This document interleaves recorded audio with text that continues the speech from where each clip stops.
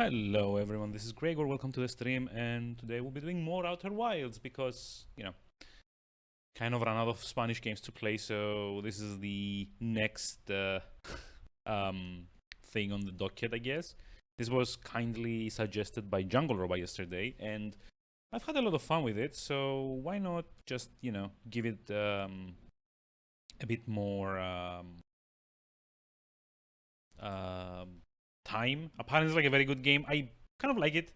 Honestly, hey Jungle Roba, hi, how's it going? How are we doing today? I apparently need to not be spoiled on it though, so this is it.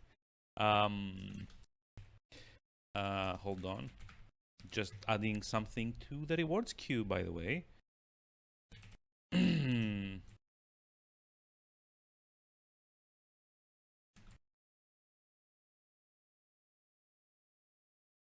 Hold on.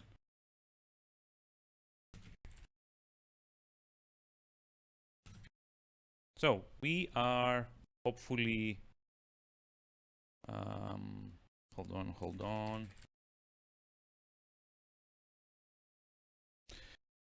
We now have a new temporary reward for the channel points, which apparently I have it like twice. I don't know why.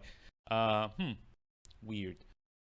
So I currently have live a 1.1 per viewer per stream reward, where you can recommend games for me to play during October. They have to be horror games made by a studio that's based in Asia, except Japan.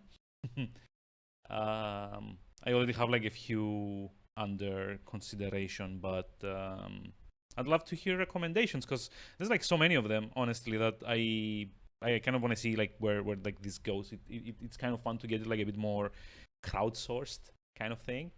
Crowdsourced. I mean, in a way, crowdsourced. I've also come up to the idea that we are doing the which I put on Twitch and it came with which. I may have missed a T there, as you know, slightly. But yeah, also like the other important thing here is that I am temporarily, at least, disabling the what's it called? This day in gaming reward, and that's because I kind of had the idea maybe I could like start my streams by reading that out, at least for the foreseeable future. So that I get it out of the way, everyone has fun. I'm still like slightly more alert than I usually am, so I can talk about things a bit more coherently, a bit more clarity maybe.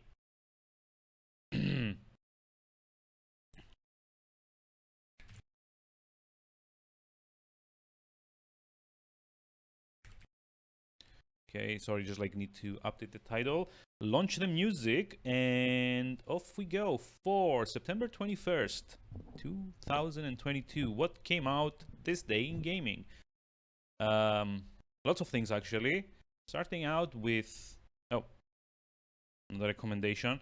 I mean, yeah. So I've got like a few. What are they called? Like a few games under consideration. Detention is one. White Day, I think, is the other one. There's also like either of the Coma games, Coma something Uncut. I think it's like from like a Korean developer.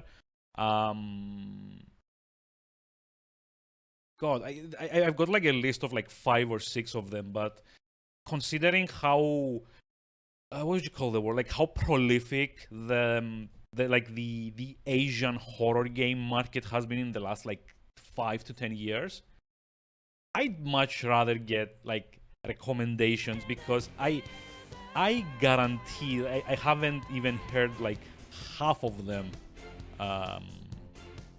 like through the years. So if anyone knows of something that they think might be like interesting, because I'm kind of thinking like most of them are a bit shortish, like 1, 2, maybe 3 streams at most. So I'm gonna try doing something a bit different, trying like pack as many of them as possible in October. Just like do as many horror games from Asian studios as I can get in like a full month. So let's see, got the music going. So let's do this with September 21st, 1994. Not a horror person at all. I mean, like if you've seen one and you think it's interesting, like it doesn't have to be good. It just has to be interesting, right? Like that has been like the whole premise of Around the World so far. It's not about like good games. It's about games that I've never played that are interesting. I don't want to be like this like elitist kind of challenge person that like goes like has to have at least like an 85 on Metacritic and at least 10 reviews for me to even consider it. That kind of thing. But yeah, like it's just like so if you've got a suggestion, I'd love to hear about it. I have a few considerations, so if no one suggests anything, I'm gonna do those. But there's a good chance to see me get like annoyed, excited, upset, sad, depressed about the game. The usual. Anyway, so I was about to start going on for September 21st, 1994. Wonder if Ghost Rider is around. Like he usually likes these things, but I thought it might be like a good idea to just like do this for free since I'm like doing it anyway. 28 years ago, 1994, Kirby's Dream Course came out on the Super NES in Japan. This is, as far as I remember, a kind of golf-ish spin-off to Kirby. I say golf-ish because you're not actually playing golf, but like it's like a lot of the same mechanics, I guess. Where you're kind of you're basically kind of like rolling Kirby around like a course, I guess. And like your end goal is to kind of like get him in the hole under par. So it's golf, but without you're not actually beating Kirby around with like a golf what's it called? Because I was gonna say golf bat, but it's not a bat. It's a club. Yeah, you're not like beating him around with a golf club. You just like aim him and just like adjust the strength and kind of like the curvature that you want him to take, and sometimes maybe like hit enemies to get like extra powers to help you go further or to just like jump over obstacles and stuff. It's like a pretty fun game. I like it. It's interesting. It's back from when they got like a successful franchise and they could take risks and make something weird and offbeat with it. You will not see a lot of spin-offs of established series that way anymore. Like the most you can hope for is that you get like a quintessential FPS series that I'm not gonna name and make a zombie like mini game out of it. Like I guess I've not played those either, if you can't tell. It's like today's releases are all like very Japan centric for whatever reason. But yeah, we've got 22 years ago, 2000, Ring of Red came out on the PS2 in Japan. I've literally no idea what this is. It seems to be a game about mecha fights. I mean, looks interesting-ish. I don't really go for those kinds of games myself, but from the Wikipedia description, Ring of Red is an alternate history turn-based strategy video game released by Konami. What's with Konami and alternate like history stuff? They've got like a lot of those. Also coffee. I'm exhausted. Can you tell? Wait. Also on the same day. This is not like Suikoden, is it? Is it? It's also for. Oh, Jesus Christ! It is. So yeah, on the same day on the PlayStation in Japan, 2000 for those of you keeping track, Genso Suiko Gaiden Volume 1 Harmonia no Kenshi came out in Japan. It's apparently a Suikoden spin-off, also by Konami. So Konami had like 2 games out on the same day 22 years ago. Well done. It is a... Let's see... It is a JRPG. No, sorry. It is a visual novel based on the Suikoden universe. Wow. Interesting. Let's see. A minor game released today in 2004. Oh wait, yeah, I've got it on the list too. I think. Let me get down to that. So let's see, 2001, 21 years ago. We're like getting closer to that. Super Robot Tyson A came out on the GBA, Game Boy Advance, in Japan. There's like a lot of Japanese games today, aren't there? As far as I remember, this was kind of like a I want to say mecha JRPG, but I'm not exactly sure. It's like Super Robot Wars. I remember seeing this somewhere, but I've never played it. It's a... Let's see... Oh, it's like a... It's like a mashup of a lot of different mecha series, like Gundam, Get a Robot, let's see, Mazinger, it says here. There's like so many. I wouldn't really know. Let's see though. 2004 you said. Let's see, did we have that game on the list? With 18 years ago, PlayStation 2 saw the release of Dance Dance Revolution Extreme. Like you can like clearly see, I don't really go for those kinds of games.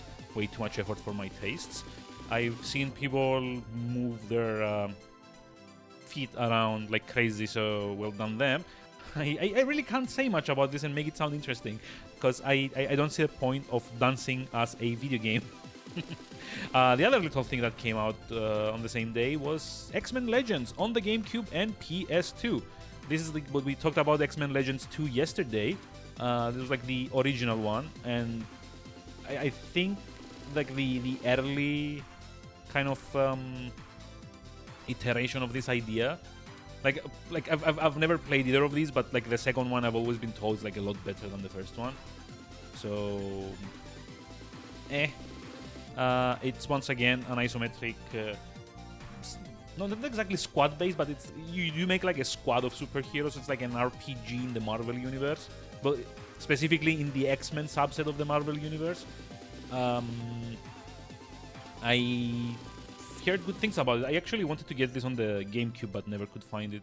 So, was this the one, by the way? Because I don't see any other games for 2004 today.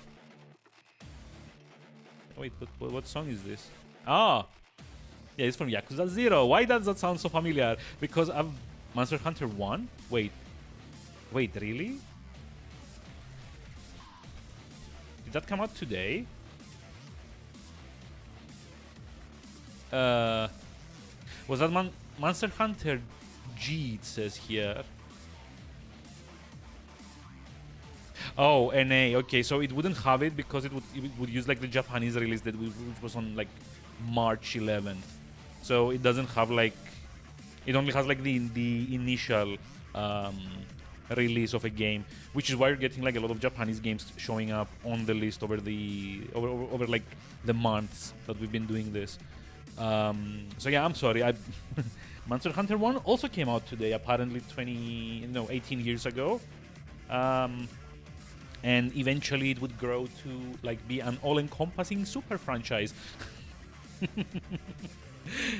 That you spend your life, send help, please don't make me play that again. It's like very addictive, that's what I'm saying. Let's see, we move on to 17 years ago in 2005, where we had the first, I think, expansion for Warhammer 40k Dawn of War, Winter Assault. Now, I remember this one was a bit more centered on the... what are they called? Like the basic soldiers of... what was that faction called? Like the Imperial something or another? Imperial Guard, I think. Yeah, as far as I remember, that expansion is focused on the Imperial Guard, which like are decidedly not Space Marines and also not super powerful.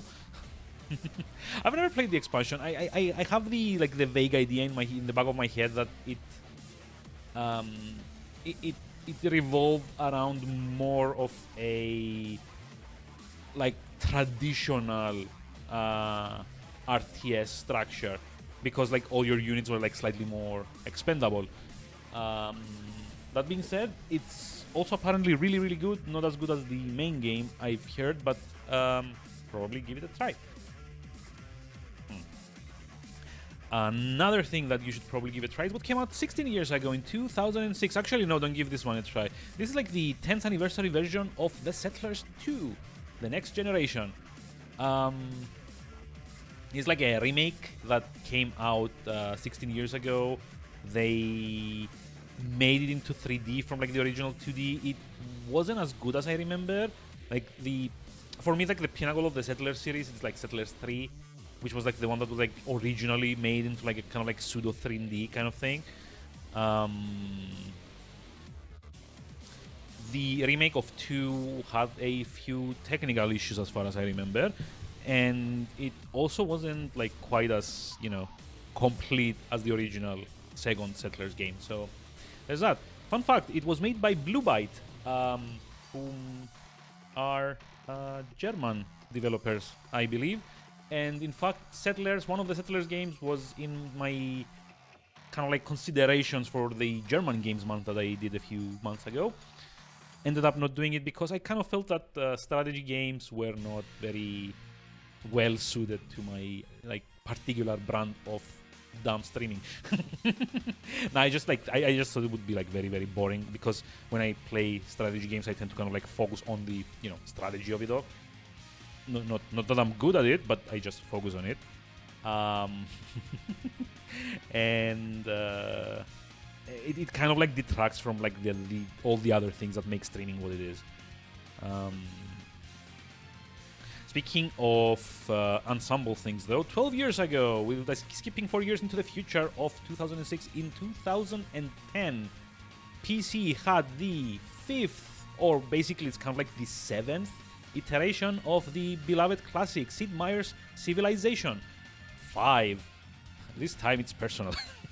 5 is probably not like the one that I've spent the most time in, because by the time I got it, they started like coming out with like the Brave New World expansion, the Wonders expansion, like all of that stuff, and it felt a bit overwhelming. But 5 is notably the first game in the series where they tried to pare down the feature creep that had been happening in the series all through like the first like 5 or 6 iterations of the series. Yes, Civilization 5 is 12 years old. Like it would be about this high, this tall. Sorry, if it were a kid. I don't know where I was going with that. But yeah, it's like 12 years old. It had like a billion expansions, a lot of different civilizations added. They had like a theocracy / religion-centric expansion with like gods and kings. They had the Brave New World thing, which like added like a lot more diplomacy options. I've played a fair bit of 5, although by no means I've actually like played it the most. I think that distinction goes to like Civ 3, which was also like the first one I really like. I was like in like the appropriate like age tier, I guess, gap age place to kind of like fully appreciate and enjoy. But yeah, 5 is notable for being the first one to, depending on who you ask, pare it down to make it more accessible, or dump everything down and remove features, depending on who you ask. If you're like the latter, I apologize, but not really. Civ over the years had a lot of different stuff added to it, and it didn't always play well, like with like each other. It didn't like mesh well. So a lot of the things that they ended up kind of trimming away and removing, like the unit stack, like having automatic what's it called, like God, there's like a term for this.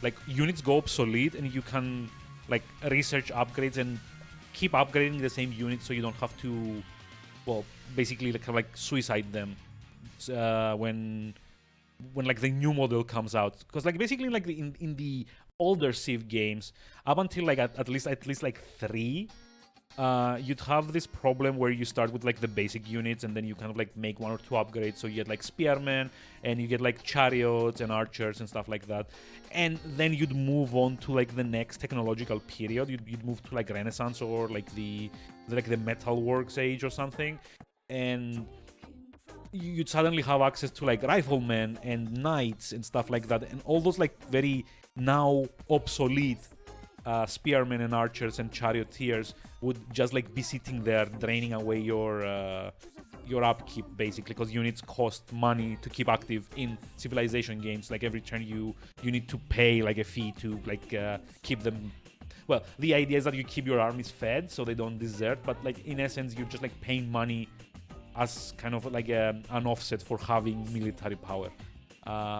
So in early Civilization games, those units, the moment you moved on to like a new tech tree segment, they immediately become obsolete, which meant you either needed to send them off to explore until they died, like make them charge into barbarian camps or other civilizations or neutral city-states or whatever, so that you wouldn't have to pay the upkeep cost. Or just in 3, I think, you could actually ask them to kind of like go off and like self-destruct, so you wouldn't pay the cost. But in 5, and I want to say in 4 as well, I don't really remember because 4 I haven't played that much, you now have the ability when you research the next tier of your of like that particular unit like evolution line, you can just like pay a small, like the difference between the costs of the 2 units and upgrade them. Hey Mana, hi, how's it going? Boop boop. Just saying hi before you go to bed early. Well, enjoy your early rest and thank you for dropping by. It's much appreciated. But yeah, so basically like in Civ 5, if you want to upgrade your spearmen to say like lancers or like knights, a knight costs you maybe 200 like gold. No, the temps have gone down really well. Yeah, I know. I know.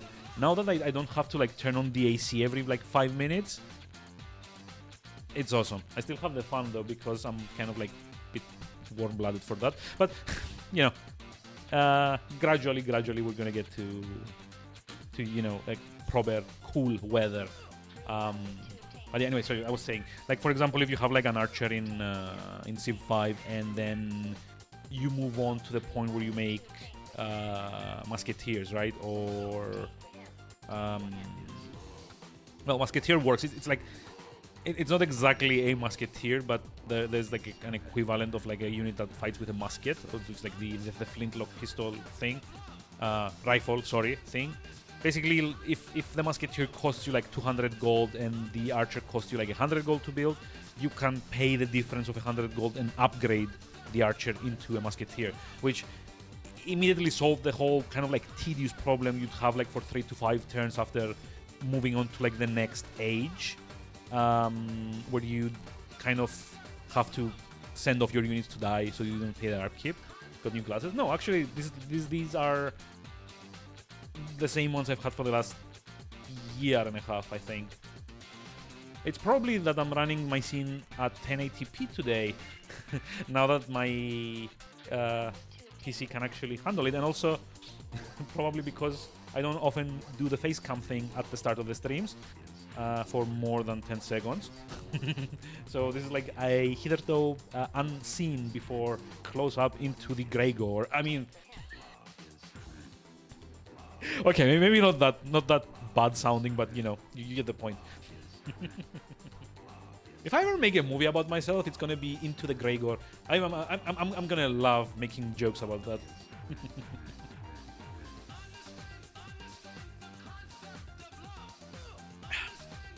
Yep. So anyway, let's move on. Since Civilization 5 was not the only game that came out in 2010, we also had Sonic Adventure, but not the Dreamcast Sonic Adventure. The hold on, it's like re-release of it on PlayStation 3, because Sonic Adventure came out on the Dreamcast, then I want to say in like 2009 came out like on like PC, I want to say, and then 2010 on PS3 or like Xbox 360 or something. It's not like the first port of that game. Notably though, the game as a whole is well, it's the first Sonic game that was in true 3D, because there was Sonic 3D on the Genesis, which was kind of like a pre-rendered kind of what's it called, Donkey Kong type of 3D. So it's like a bit of a tangent. Can actually recall this fact. Yeah, I remember random things. I should be in a trivia show, you know, be useful for once. Anyway, it would also have to be like a very specialized, like game-related trivia show. But anyway, a fun little tangent here. If you've ever seen the Donkey Kong Country games on the SNES, you might be wondering how that works as like 3D. Well, it's not actually 3D per se. TD Skittles. Oh god. Yeah, that also is not, doesn't sound right when you read it out loud. Woof. But yeah, anyway. So yeah, the Donkey Kong Country models are not actually 3D per se.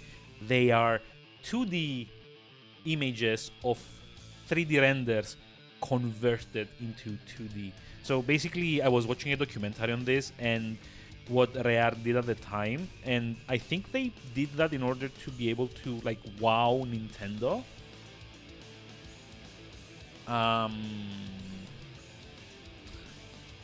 Okay, taking pills without water. Yeah, I could never do that. I need like at least like a glass per pill, or else it won't go down. Oof. But yeah, like what Rare did at the time, because this was like Donkey Kong, like the original Donkey Kong Country came out in like 94 or 95, I think. I don't actually remember, but at the time you didn't have like these like commercial grade like render farms and 3D modeling software and stuff like that. So what they did, they rented out a few Silicon Valley mainframes, or like not mainframes, workstations, which came with like some very early version of like 3D modeling software. They made their 3D models of Donkey Kong, Diddy Kong, K. Rool, the Kremlins, like all the characters in that game. They made like 3D renders of them, and then they exported it into 2D images and animated off of those as sprites. So basically what you're seeing is like full 3D. And back in the 16-bit era, like Genesis, SNES, and so on and so forth, you saw that a bit. Like Sonic 3D did the exact same thing, where like it had like an isometric 2D map and like a fake 3D Sonic character model to kind of like run around. But yeah, off to bed. Have a great time as well. I mean, have a nice rest, Mana, and thank you. But yeah, like Sonic Adventure was the first true Sonic 3D game. Wasn't very good, honestly. I remember people liking it a lot, but that was probably because they were trying to justify getting a Dreamcast. There, I said that. It's not a very good game by today's standards anyway. Sonic Adventure is... Also, hey, Ghost Rider. Hi, how's it going? How are we doing today? 8, 7, ready to watch. Yeah, I'm doing the This Day in Gaming for free for the foreseeable future. I just mentioned this at the start of the stream. I'm sorry, taking away your favorite redeem, but if I'm gonna do it, I might as well do it at the start when I'm still like awake and stuff. For free, yes. I need to figure out something else to like have those points for for every time. I mean, I'm gonna try. It's not gonna be every time, but I'm gonna try when mood permits, if that's fair, because you know tiredness is also a factor, unfortunately. Like my eyes are slightly red, I can see that myself as well, so yay. I'm gonna try.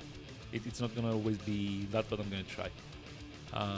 Anyway, we are at 2010 with Sonic Adventure. Not a very good game. It had some interesting thoughts, but personally never liked it. And neither did I like Sonic Adventure 2 Battle. Which is just a dumb game name. I mean, I'm just like trying out new things so that like the stream flows better. I figure if I'm doing like a just chatting thing, I might as well do it at the start of the stream. And reading, discussing, and reminiscing about stuff at the start of the stream is like a lot easier before around 3 hours of like stream fatigue have kind of like set in, you know? So I feel this like better overall. I know like most people don't actually tune in at the very start of the stream, but you know, maybe we can work around that at some point. Maybe I can just like do this like in the midpoint of the stream. Although I'm like very bad at actually keeping track of time, which is why I'm limiting myself so much with streams nowadays. Anyway, 2010's done. Let's move to 2015. 7 years ago, that's like a big gap, when only one thing came out September 21st, 2015, and that was Soma, the fifth game, I want to say, by Frictional Games, who had previously done the Penumbra series and Amnesia, The Dark Descent. Yeah, except okay, let me just like put a pause on the like redemption on the This Day in Gaming for now and explain that a little bit. So for the Around the World challenge, I had kind of like said from like the start that I didn't want to do like the most populous, like the most kind of like prolific countries game outputs. So I would try to not do American games. I would try to not do British games for Around the World. I would try to not do Japanese games because those are like the three major markets. Because I feel it's kind of against the spirit of the challenge, because I wanted this to be about discovering new things that like people may or may not have seen before, things that I may or may not have seen before as well, and definitely stuff that I haven't played yet. So, you know, just like going for like Japanese games, like I could do like Fatal Frame. It's on Steam now. I would love to do Fatal Frame on stream, but it's like slightly too well known. People come in with expectations. What do you mean? Yeah, Maiden of Blackwater, the Wii U one, is on Steam. Yes, it is. Not the next one, like the Shrine something, but Maiden of Blackwater is on Steam. Yes, and it's 30 euros. Let me link it for you. Let's see. It actually got released like last year on Steam. There we go. Enjoy. If you're a fan of the series, apparently it's like the yes, it got released last year in October, no less, during like the whole Halloween thing. Where was I last year? I don't know. It was like I've had it on my wish list since let me tell you, since let me see. It actually says when you added stuff on your wish list. Let's see, Haven, Demio, Stray, Octopath. Oh, there we go. Added on 27th. Yeah, I added it one day before release. Like it got added on Steam on like the 27th of like I added it on my wish list on the 27th of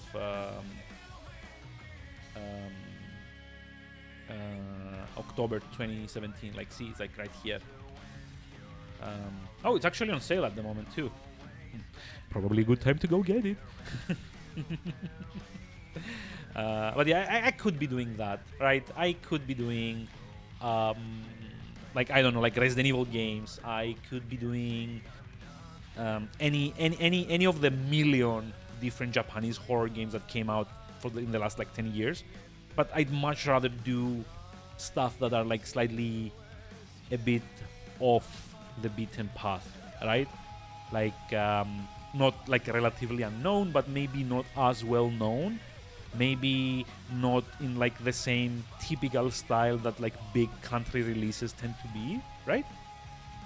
I'm gonna get it soon. I mean, yeah, like I wasn't aware you were like a fan, but yeah, this is like the Wii U one that up until last year everyone had lost hope that was gonna like see the light of day anywhere else. Even more annoyingly, like the Wii U version, you actually need to get it like on disc if you have the regular Wii U, because the integrated hard disk that the Wii U has for the basic edition, which is I think like what is like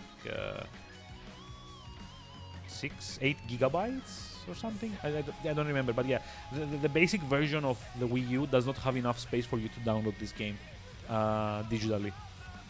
Back when the Wii U store was open, you needed the premium edition that was like 32 gigabytes, and even then it took up like half your like capacity overall. So you had to get it on like physical disc, and considering that it was like kind of like a limited run, well, not a limited run, but it was like a reduced run. It's very, very, very, very hard to actually get a good copy. A physical version copy of the Wii U version of Maiden of Blackwater is extremely expensive as far as Wii U games go online. Like, I could just like open eBay now and search for like Maiden of Blackwater.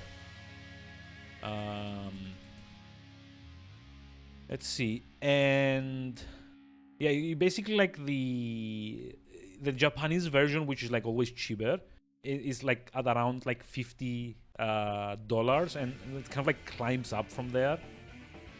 Like if you get like better versions of it, you might find them at like 100, 150, so on and so forth. The not the collectors, the limited edition goes for around like $350. Because it was a kind of reduced run. They didn't put out too many copies, and you need the physical version to play this if you've got the basic Wii U. So them porting it to Switch, PS4, PC, and I'm not sure if it's like on Xbox One as well. Last year was just like a major, like, good move for game preservation. But yeah, anyway, speaking of like horror stuff, let's go back to what came out 7 years ago in 2015, September 21st. Soma made its way out on PC. A horror game. It's more about like existential dread in my opinion, but it was like a horror game by the makers of Amnesia and the 3 or 4, I don't remember, Penumbra games. Rather interesting. Soma takes place almost entirely underwater in, well, underwater bases more or less. It's not like all in the water actually in the depths, but it's like all underwater. It has the annoying thing that other frictional games had, which is you basically get a mechanic where enemies tend to not pay as much attention to you so long as you're not looking at them, which in essence, I can see the point of it, but in essence what it makes you do is just like stare at the ground until you go through like all the hard areas, like areas with enemies. The whole idea of like the concept of consciousness and how it works in that game is interesting.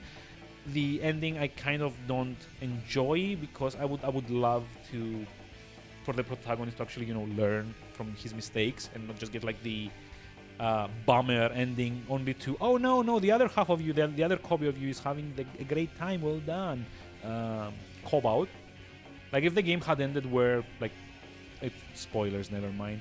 If the game had ended like before the post-credits reveal, it would have been much better, in my opinion. I'm not gonna talk about it. It's 7 years old, but like still people might not have played it. And Soma is pretty much one of those games that like hinges on its plot twists. So I can't in good conscience reveal them. Speaking of good conscience, nah, that's a bad segue. But yeah, let's move on to 5 years ago, 2017, with Dragon Quest X all in one package coming out on the Nintendo Switch.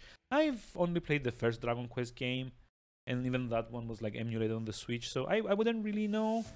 10, I think, is like the most recent one, or like was the most recent one, and Complete Edition is like all in one package, is I guess like all the DLCs and stuff. I really don't know how the Dragon Quest series works to make this joke, but anyway, on the same day we also had Thimbleweed Park come out on the Nintendo Switch, which is kind of topical. It's the second latest game from Ron Gilbert, maker of something you might have heard of, Monkey Island, which is in the news this week because yesterday the very next iteration of it came out, Return to Monkey Island, and from what I've been seeing online, everyone loves it. So GG Ron Gilbert, GG, and hope you make more of those. I'm actually not gonna stream that, even though I love the Monkey Island series. I kind of like grew up on them, but that is why I'm actually going to play that off stream to kind of soak in on like the atmosphere. But yeah, I've heard like very good reviews on this, and you should at least have a look at it. Even if you don't like the art style, I think it's amazing. But even if you don't like it, you should give it a chance.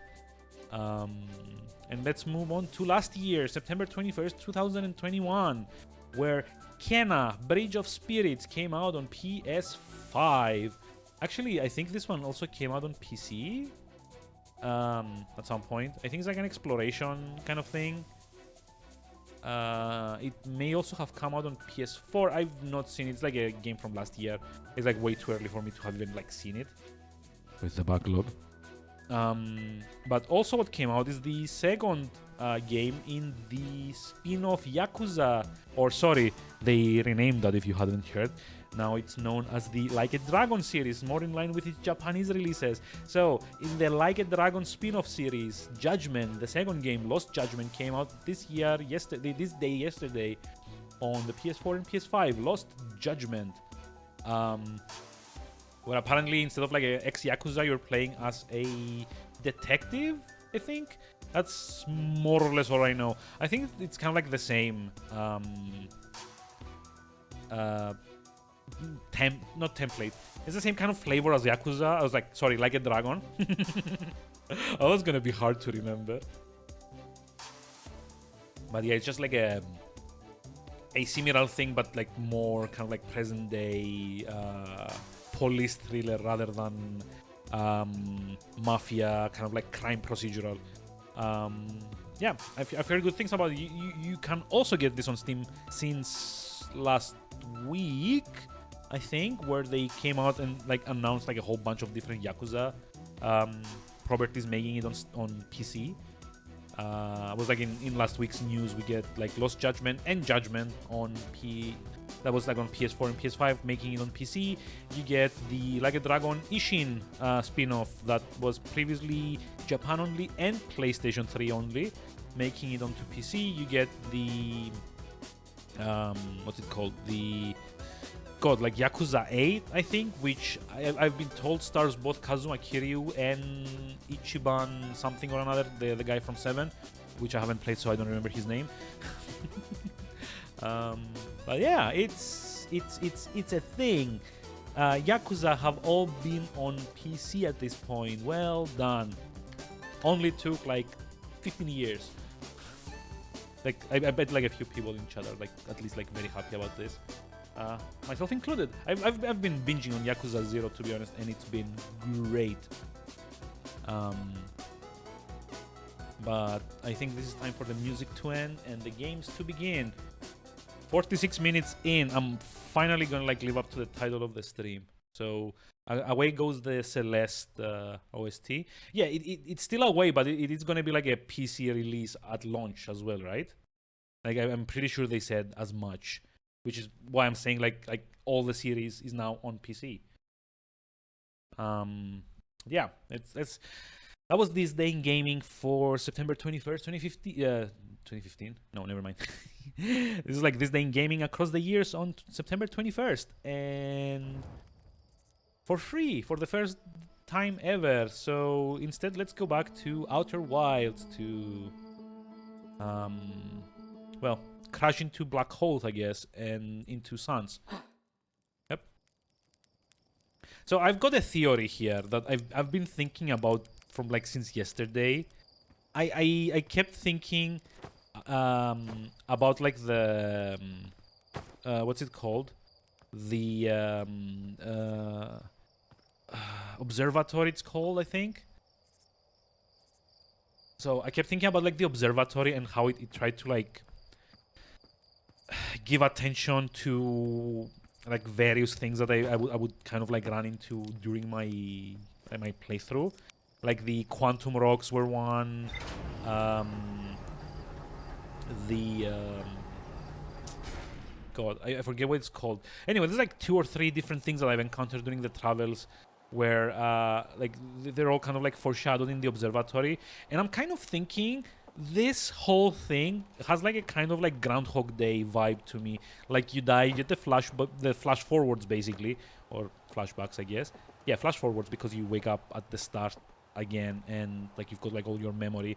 So basically, the first time I died, let's check the ship log after the last death. No, I'm gonna do that a bit in a bit. So basically, like this whole thing, to me, I kind of like noticed that, for example, when we got the ship codes, I died once before getting the ship codes, and that just made me go back to the main menu. So I'm thinking that up until the time where you first encounter the statue thing with like the eyes doing its thing on you, like you die, it's kind of like a game over. But after that, I feel it's like some kind of like Groundhog Day thing, like where you get to relive the same day over and over again until you somehow figure out how to do like the perfect loop or something, like Groundhog Day. And that got me thinking about all the things that like the observatory had in it. There was like the quantum rocks. There was like the little like scanner thingy with like the spiral dialogues and stuff, which keeps kind of like trying to tell you to go like find the eye and whatever. And then I realized the other thing that the game tries to explain to you is how red dwarfs work. So I'm kind of thinking, and I mean, I know it's like a no spoiler stream, but I don't know if like Jungle Robo is still around. Am I close?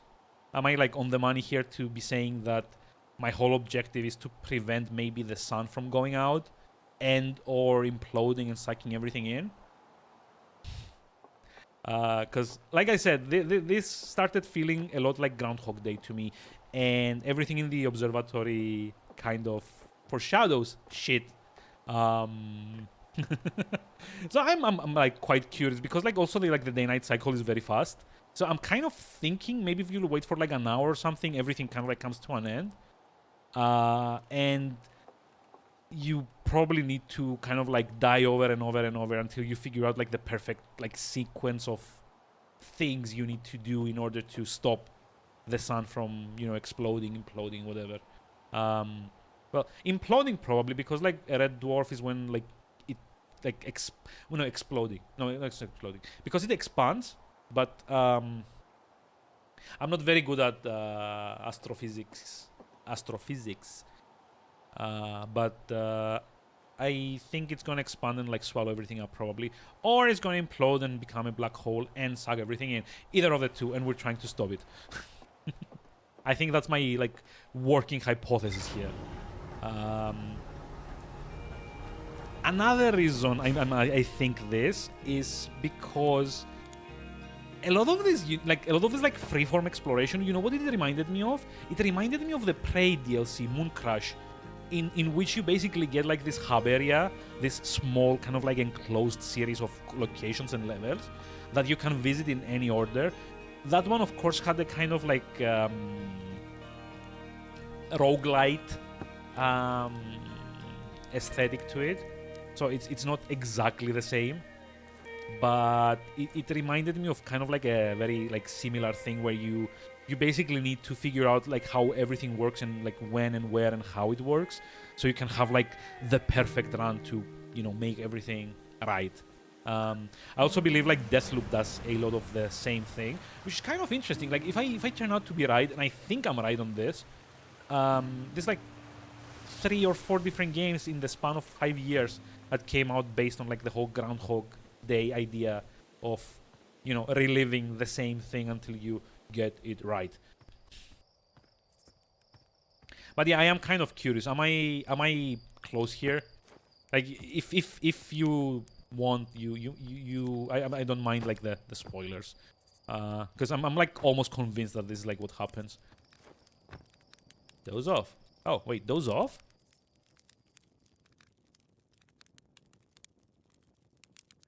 What the? Oh, okay, yeah, that kind of cements it. If there's like a time spending mechanic, yeah. So I'm also gonna go on a limb that like there's like events that only happen like first, second, or like third, like third of the game. I'm going to kind of assume that like everything kind of like you need to be at like specific places in specific times, and probably like a lot of like what you need to figure out to solve the game is where you need to be at any given time.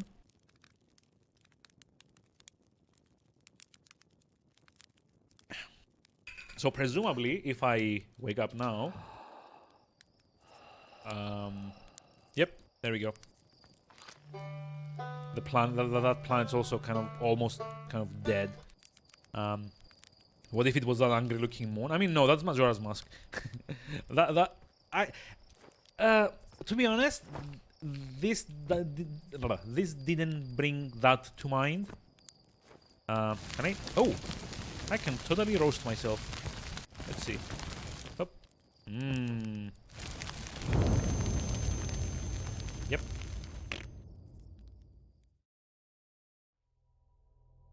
Flashback. I actually wanted to do that to reset. I was actually gonna go jump like off a cliff or something, but I just like wasted all this time. So kind of like want to get like a fresh start, because I really want to go back to the collapsing planet, basically. Also, the other thing that could mean that like every time we wake up, we see that crash there. And I'm thinking like part of what I need to do is figure out what exactly that crash was. You're not spot on, but somewhat close. Nice. I like being kind of right.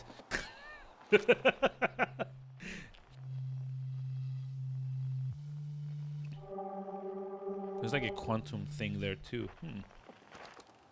Okay, let's go to exploring. I want to just like try and you know, get everything sorted at least on like one hand, somewhat close. So I like that. Like it semi validates my like all the time I spend playing games. It means that I'm kind of like learning things, kind of. Okay, like, oh, holy shit. Oh, that sucks. There we go. That was dumb of me. I'm sorry. I was trying to like get it to land, and I didn't quite like realize how badly I was like doing things. So yeah, there's like this whole idea of where was like the harmonica. Oh god.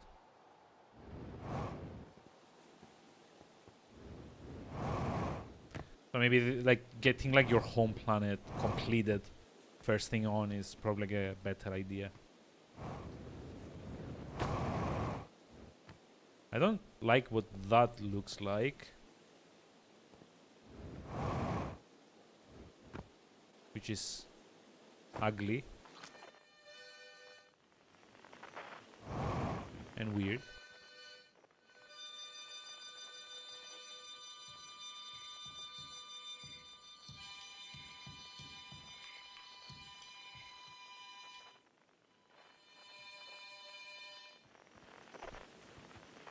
Tektide. Hey, oh hatchling, thought you were taking that tin can of yours into space today. What are you still doing here? Me? I saw something crash over the horizon and didn't like what I was seeing in the pictures my little scout was sending back, so I thought I'd come over here myself and take a look. So, what crash? Is that a dark bramble seed? You think so? It's nothing I've ever seen on Timberhearth before, so you're probably onto something there. Whatever it is, it put down roots in a hurry. I don't like the look of this thing, hatchling, and that's a fact. Think I'll set Marl and Hal loose on it. Best get rid of this mess sooner rather than later, and no one can remove an unwanted plant faster than a tree keeper can. I'd have to take a look at what's inside the seed first, though. Don't want to set anyone to hacking up a potentially dangerous plant without a better idea of what's lurking in there. Tough can help me hold the old scout launcher over here. Okay. Oh, I can just like pop the scout in there and see what's what. The fuck? 12.7 kilometers?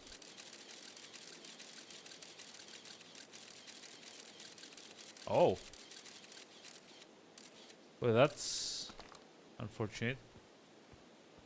Is this like the other side of a black hole? inside a seed. Oh shit! Sounds like a suit puncture. Okay, so where did the... Oh. Oh, is that where the harmonica guy ended up? I think that's like a good way to figure out where that thing is. But first I kind of need to get to my ship. Oh boy. How do you get out of this place?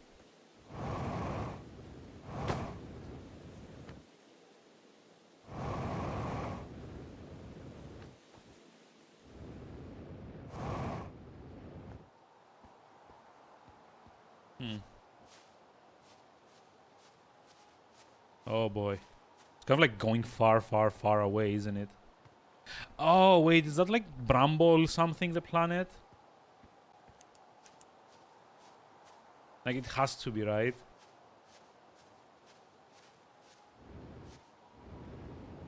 Because, yeah, see, we like get like the harmonica there. And we should also get like the harmonica there.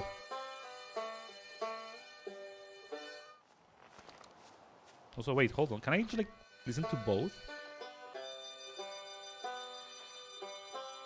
Oh, I have an idea. This is me like at my finest, like getting distracted by every single thing. But what happens if I fly far, far away and like turn around to like listen to all the music at the same time? Do I get like a special song or something? Like if you probably go like far enough, you can kind of, I guess, get like all the planets in your like signal scope at the same time. I'm actually curious to try that. Hold on, let me refuel. Let me buckle up.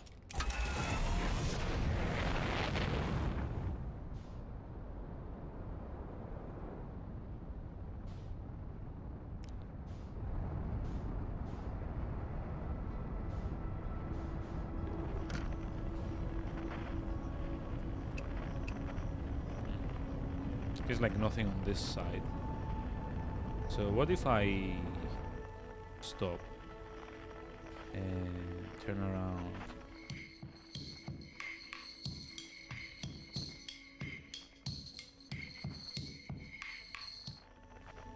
Sounds like that as well, right?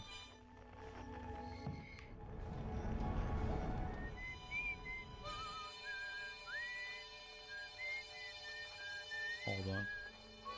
We need more distance. Hold on.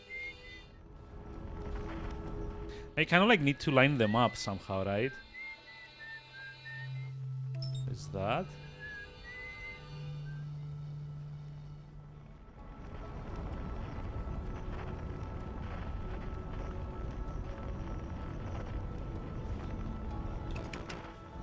Huh. Kind of weird. They had like autopilot on for whatever reason. Let's see.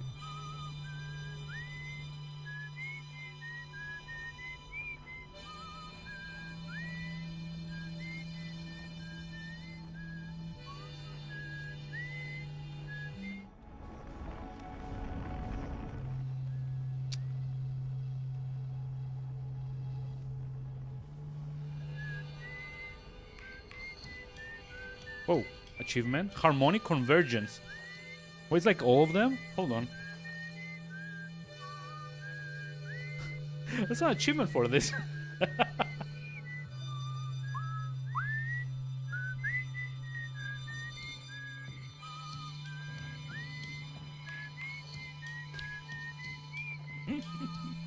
Oh, that's so cool.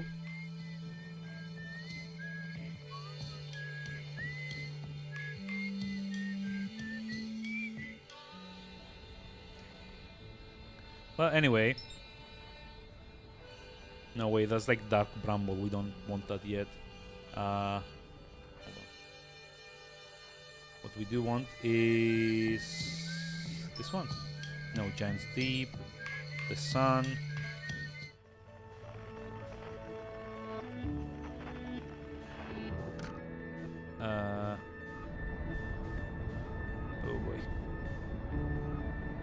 like 85 kilometers away. That's a lot. Why is it like getting like further and further away? I don't get it. Oh, there we go. Now we're gaining on it. It's because of like the orbit.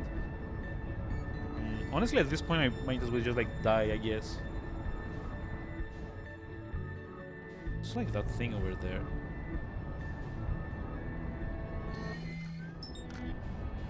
Giant's Deep, Sun, Dark Bramble.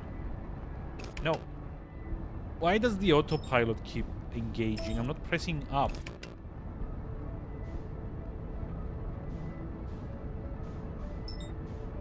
Brittle Hollow. There we go. Let me just like do this.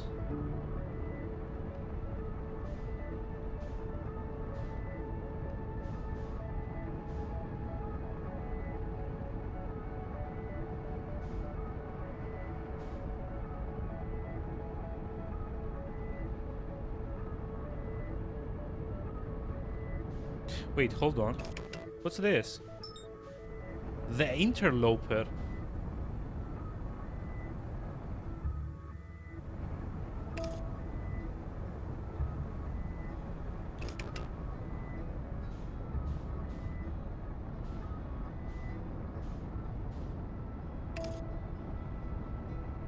I mean, since I'm like all the way out here, like I really don't know what this is.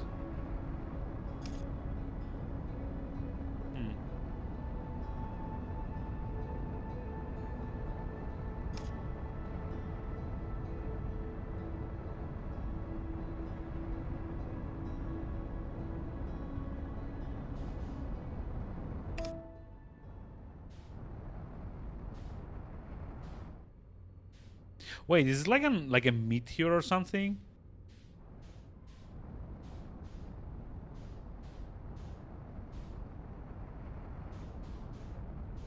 And more importantly, can I just like land on it?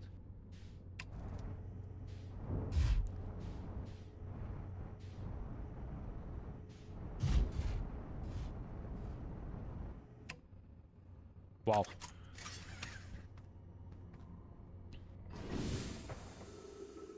Okay, yeah, this is like an asteroid or something, is it? Is this what ends at like the solar system? Does it just like end up crashing into the sun and like knocking it off orbit or something? That would be annoying. Oh, so there's like no gravity here. Almost. Oh shit.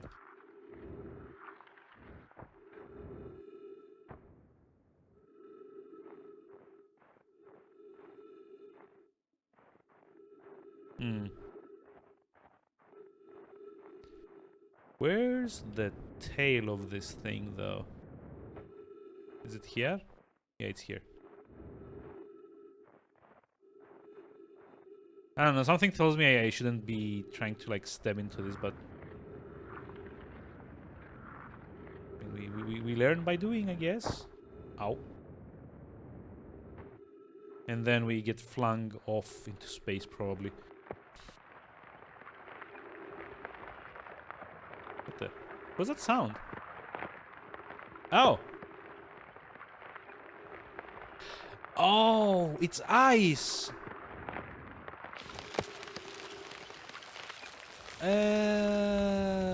It's coming closer to the sun, so like the ice is melting.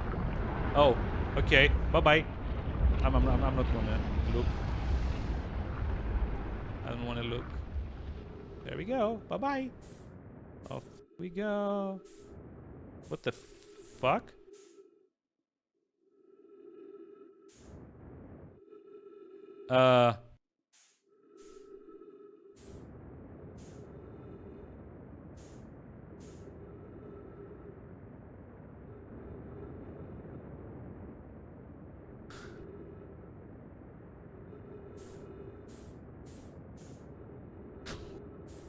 What did I just do? Like, I legitimately thought I was about to, like, crash into the sun somehow.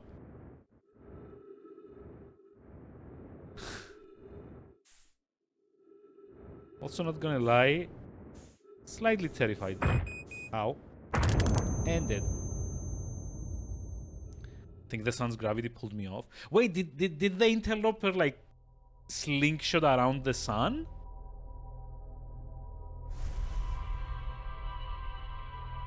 I mean, in that case, it would make sense. Yeah, I thought it was about to crash into it. That's like the funny thing. Jesus, what a game. At least we got like the concerto to play. Like all the organs to kind of like go off at the same time.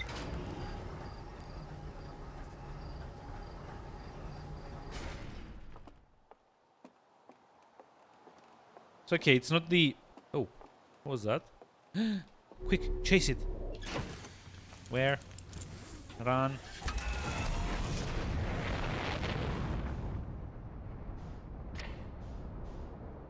That's like a thing that like kind of like blew off here. There we go.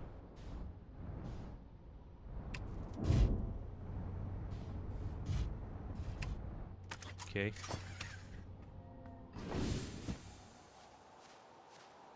So these are the ruins that I saw yesterday, where I kind of like tried to launch like the scout launcher, right? I don't have any idea what they actually do though, but maybe I can figure out. Ow. Like, I'm not actually sure what this is. And it's not like it's gonna let me do anything with it, so fine. Maybe there's like something on this side.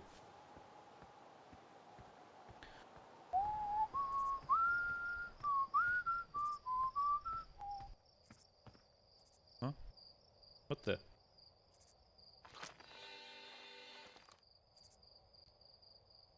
What is that?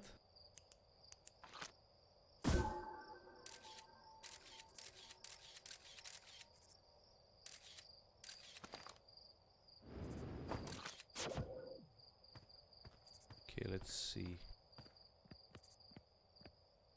There's like ruins down there, or there's like ruins up there?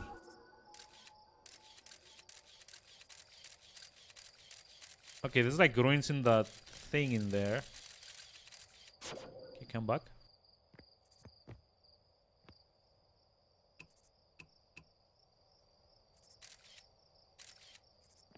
Oh, you can actually take pictures too. Nice. I mean, I don't like know how helpful this is gonna be, but you know, we will see.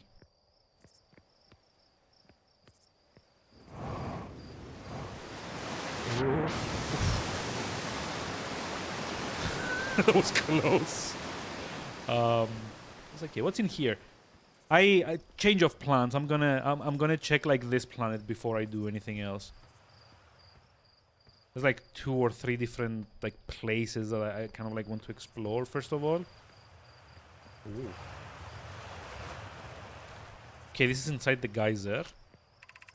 Mining site 2B. Or not 2B. Whoop, hold on.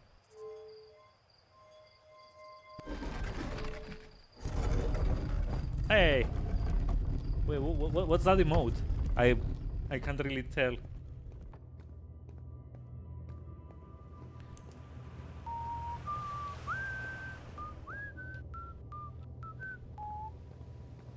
So there seems to be like a lift in the middle of the planet. Oh, it's 2B. Is it? Oh, it is. Yeah, sorry.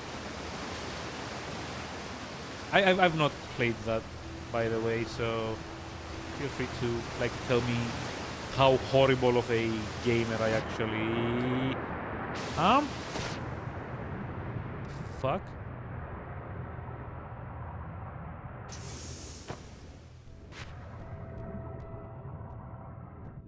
Oh, was it because like the water pushed me down? That's annoying.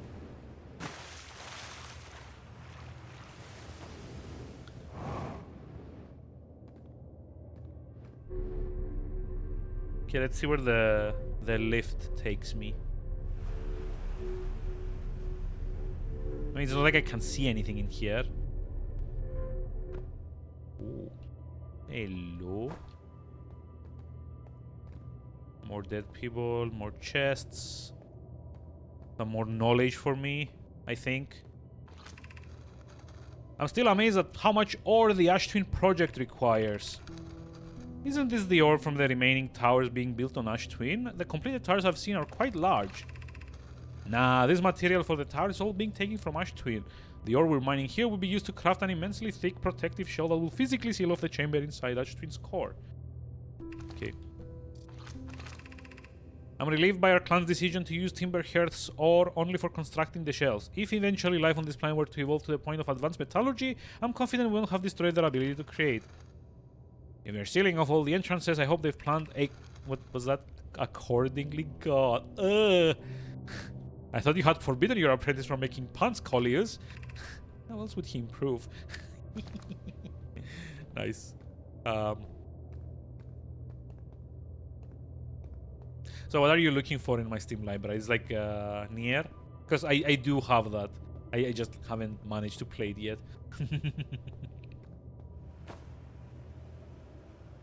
What's this? Ash Twin Projection Stone. Oh, hold on. What the?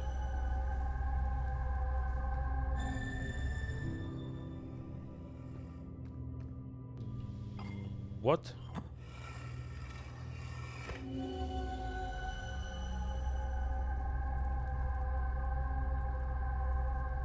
Okay, but what does this do?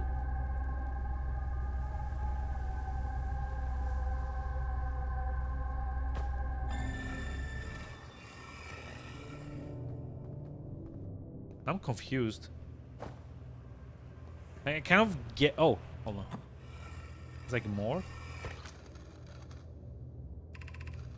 My guides for the shipment, Oeno. This ore should be the last we'll need for the Ash Twins project. Once we finish the shell that seals off the central chamber, we'll check to ensure there are no longer any physical entrances. Rami and I will be checking the interior and then the exterior for cracks. Okay, so we need to find a crack to get in. It's exciting news. Can I offer an extra set of eyes from this final challenge? Specifically, mine. Okay, we'd be grateful if you would. As the smallest flaw in opening the shell that protects the Ash Twin project could lead to disaster. Okay, I assume that's like what we need to use to get into like the Ash Twins something or another project.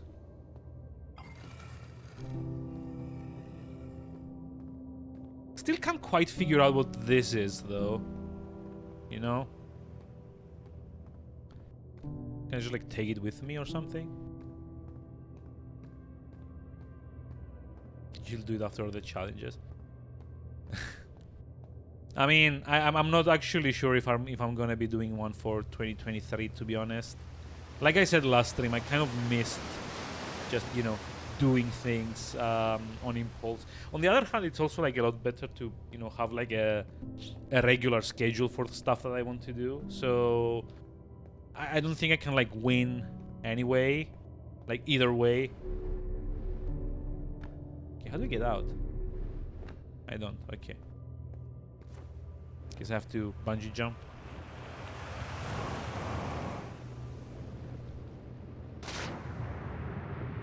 Hi.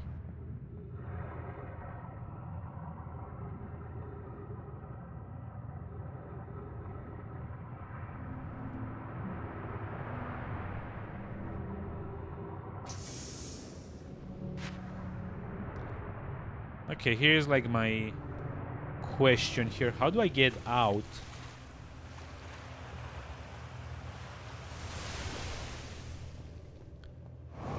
I'm not seeing any, you know, direct way to exit this place.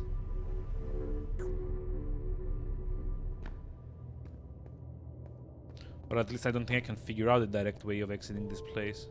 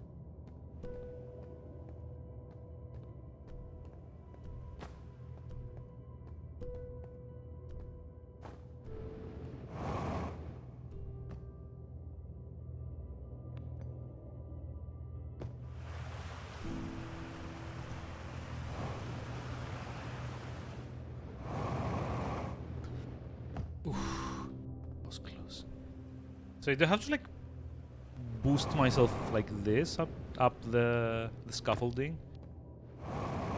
Guess so. Okay, there's the exit.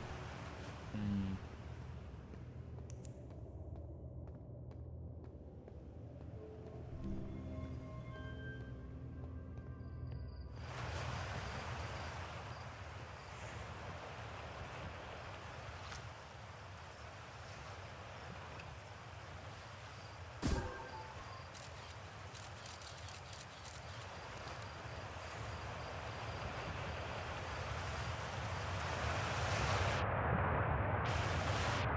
Oh. Hey. What the?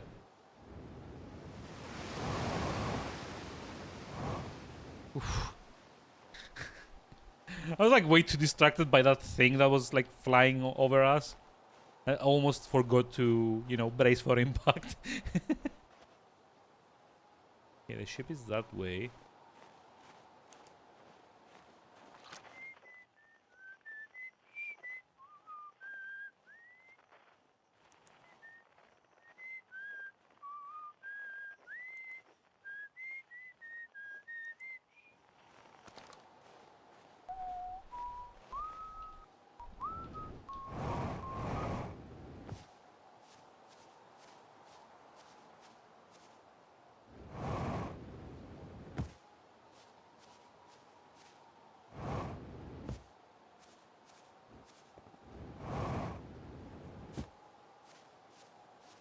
Hmm.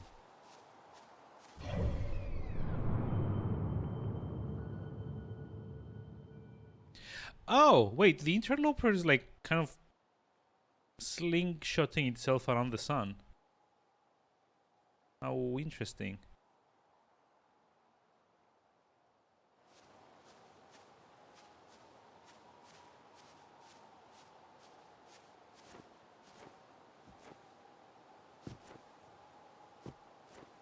Okay, so like we're like high enough that if I jump, gravity goes to like 0.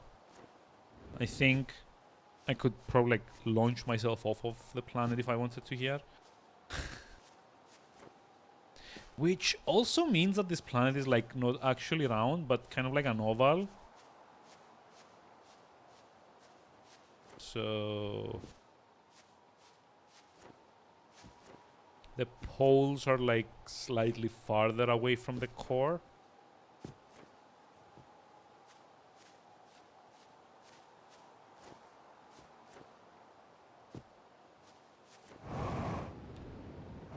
Okay, kind of need like a bit of speed and height, to be honest.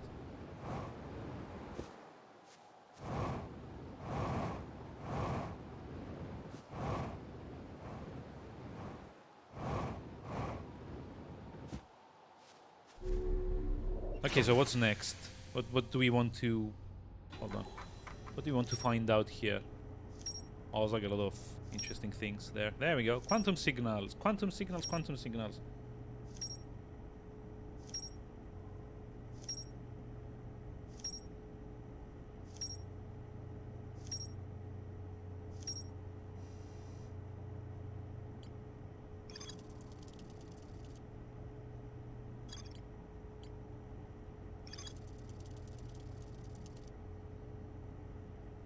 Mm-hmm.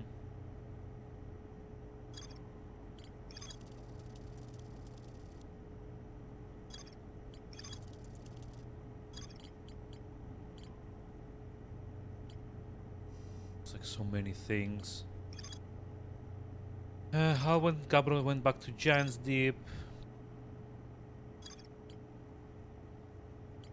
Lunar lookout. The lookout platform is spectacular. Detective Gregory's on the case, yet hardly. Assist from Dark Grumble, blah blah blah blah blah. Take time to use a scout launcher to get a look at what's inside. Okay. Yeah, I launched a little scout inside the sea. The sea is much bigger on the inside. Okay.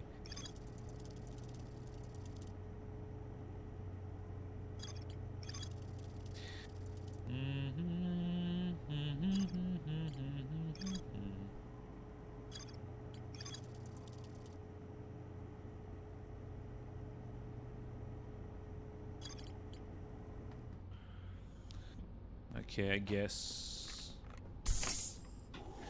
Still need to kind of like explore a little bit more around the planet itself.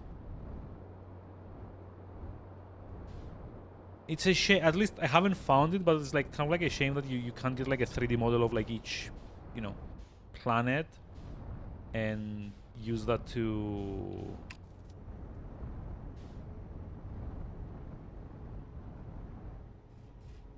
There we go. Use that to kind of like, you know, get like a 3D view of the planet to have like a general idea of what's happening.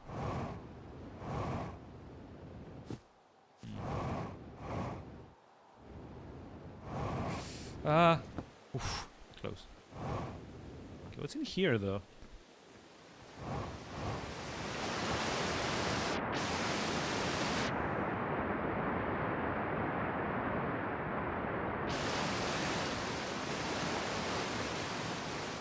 Nothing. But it can't be nothing, right?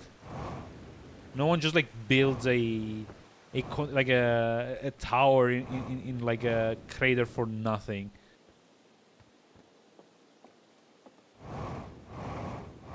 Maybe there's something at the top. Oh, there is something at the top. Hey, look at that. Chert's research notes. Property of Chert. I've detected a strange signal coming from somewhere within the grove in this crater. Very similar to the signal emitted by the quantum moon. Oh, okay. So it's like a quantum fluctuation.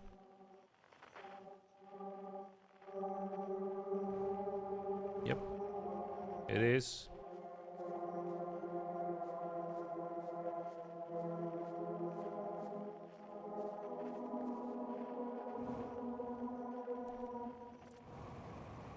I'm dead. Okay, I'm not dead, but I was close. Yeah, maybe I shouldn't jump into craters, you know? That would be smart.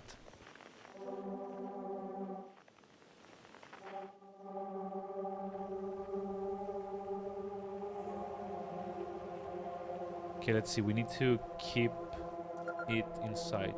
Signal identified, Grove Shard.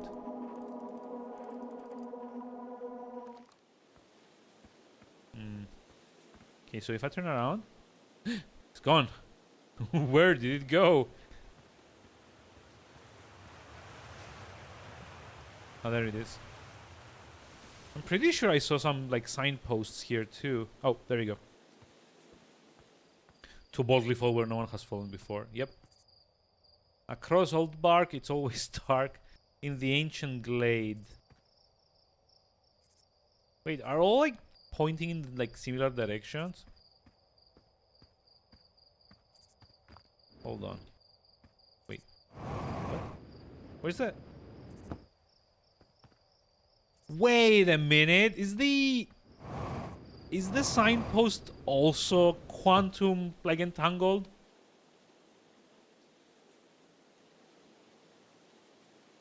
Let's see. Across Old Bark, the quiet shade. It's always dark in the ancient glade. Or is it like the quiet shade across Old Bark? It's always in the ancient glade. It's always dark.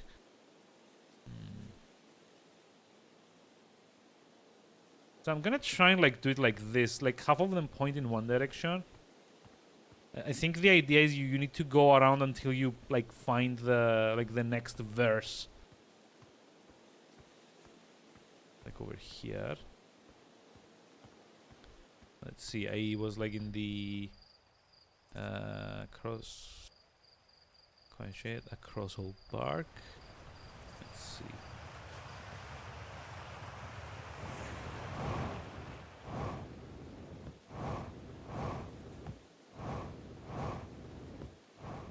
Should be around here somewhere. Wait, where is it? Ow. There it is. Let's see. Cross Old Bark by shade.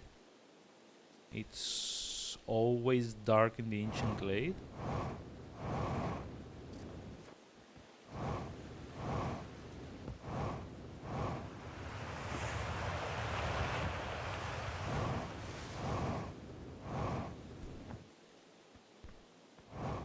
Slightly distracted.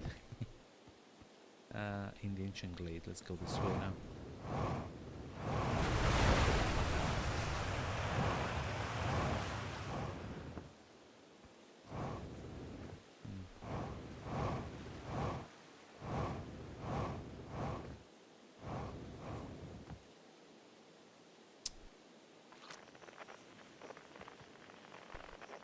I don't know. I think I've got like the right idea, but maybe not the right what's it called? Yep, there we go. Maybe not the right order.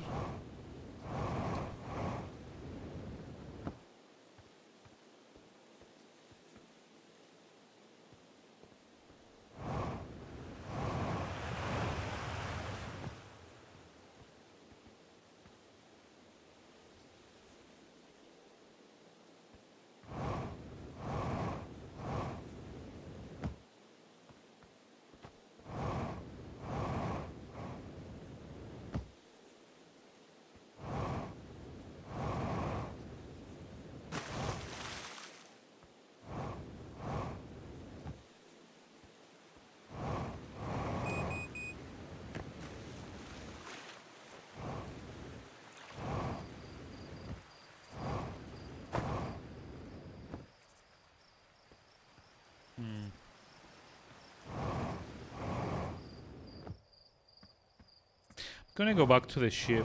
Kind of like want to see if there's like anything I've kind of like logged. So what the fuck? That's a big sun.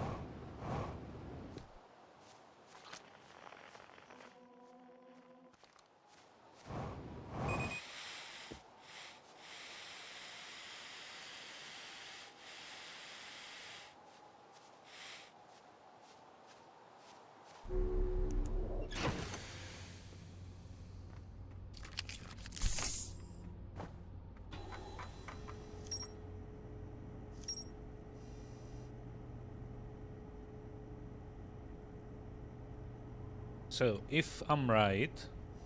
Hold on.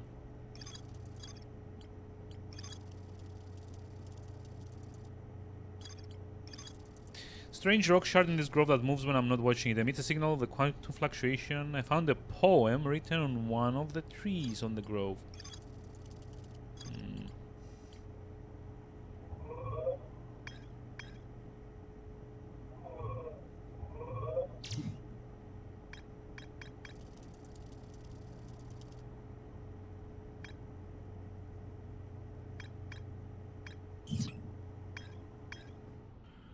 Do I have to go talk to someone to like get the proper order of the verses, I guess?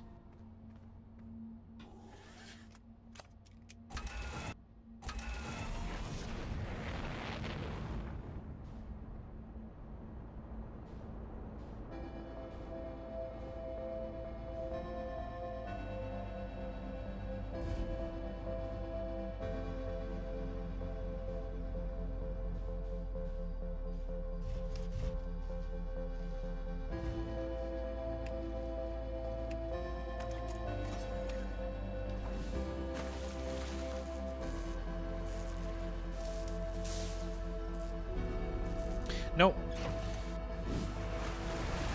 I wish there was an option to trigger the... Like the little like... Oh. What the... Oh!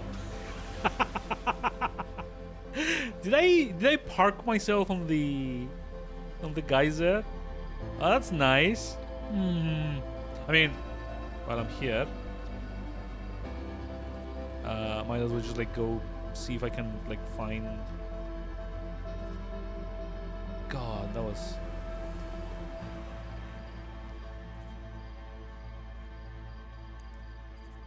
dumb.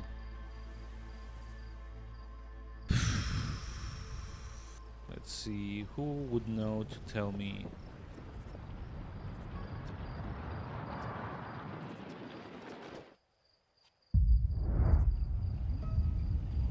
Maybe in the observatory. I mean, I need to go up there anyway.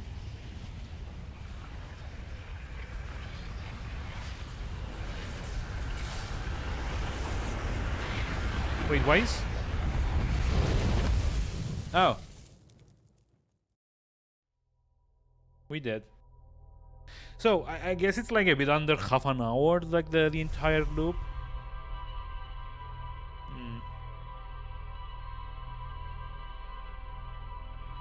Yeah, I think it's like a bit under half an hour.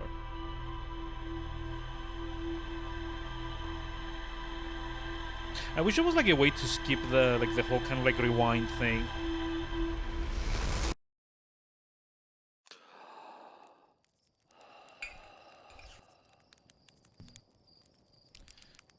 So, nope. Before we do anything.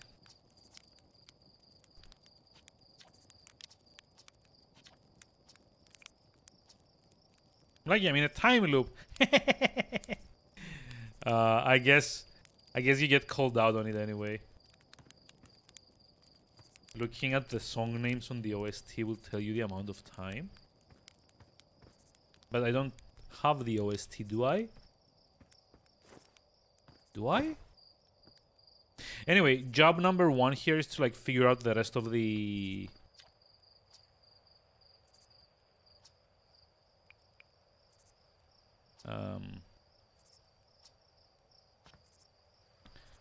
Try landing it on the geyser pool. Okay.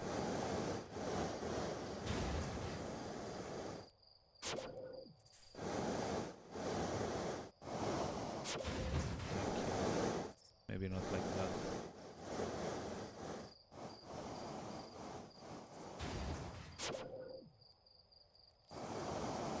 Song that plays during the rewind is called 22. Wait, is that how...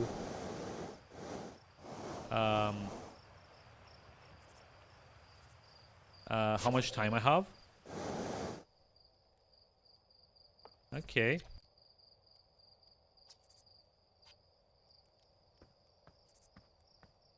Okay, how do you figure out the poem in the...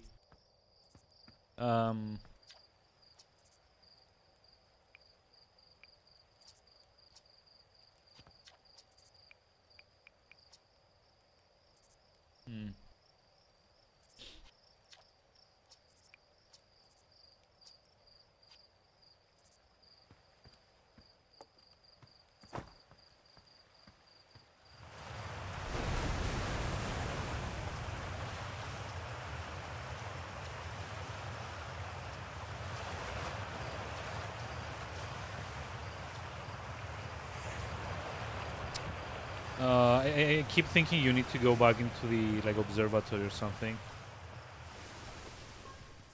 Kind of like fully figure it out.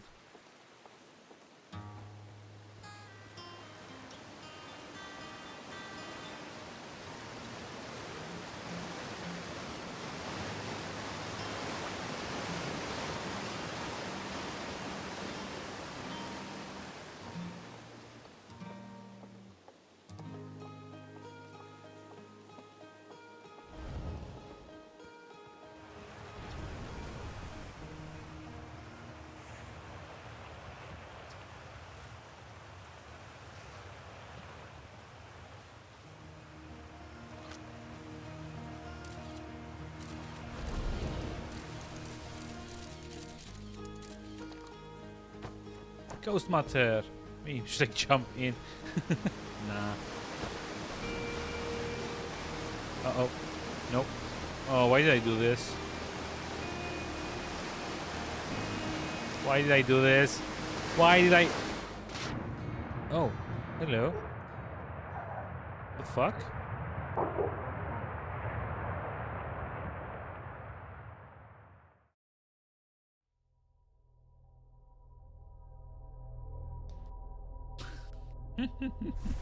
That was a fast death. Okay, this time I'm gonna go get the what's it called, the suit before I do that, so at least I can A, survive, and B, use the rockets, the thrusters. It's also kind of a shame you don't like immediately get the thrusters as soon as you like respawn. here. Also, that's the observatory over there, right? So maybe... I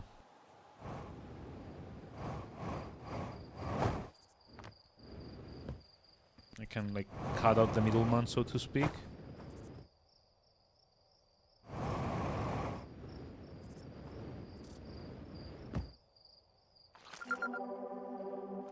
Museum shard. Oh, hey. Actually needed to do this. Okay. Hi. I'm kind of assuming there's gonna be some kind of like yeah, exploding environment called a supernova. I guess it's like what's happening at like the very end of the 22-minute thing, right?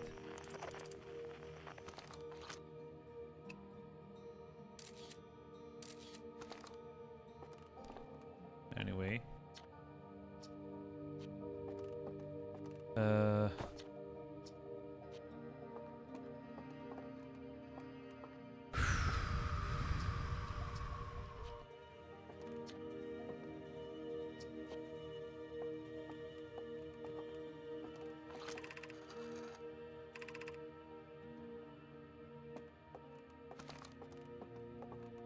I don't get what this is though, like the icon there. I'm really curious.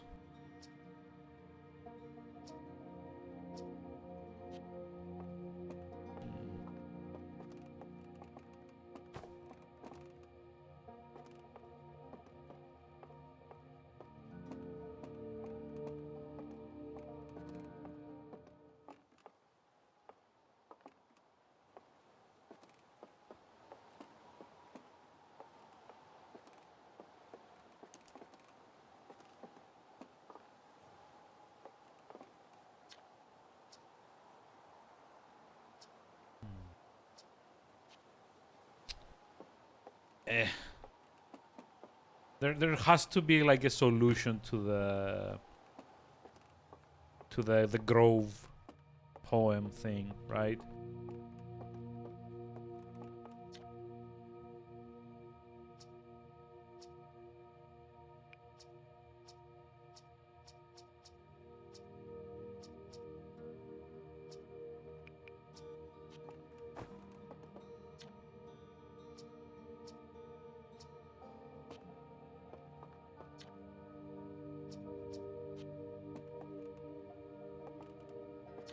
These are like the Kickstarter backers, right?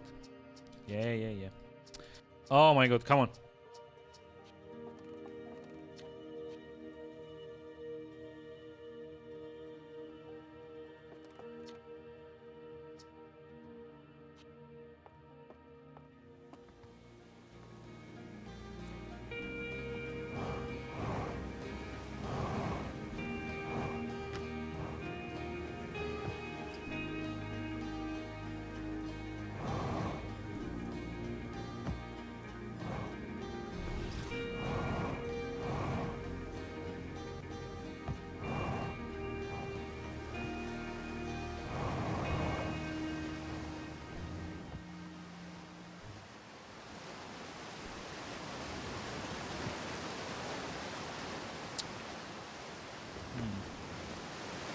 Okay, this is like what I felt last time.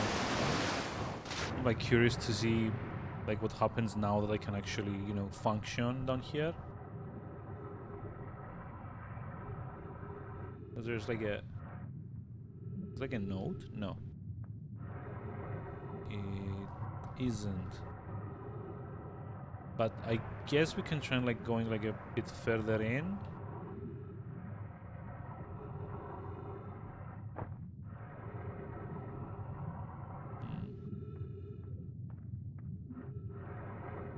Nope. Okay, the currents won't let me do that. So the question now, can I exit a different way? I guess. Off we go. Off we go. Off we go. Oh no.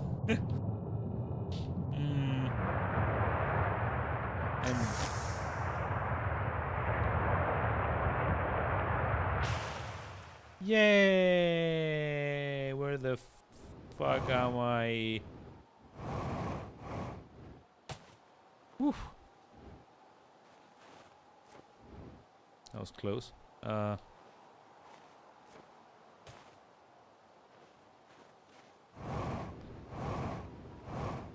love that, like, my first few playthroughs, I was kind of just smashing into everything, and now I'm like basically avoiding things by like the skin of my teeth.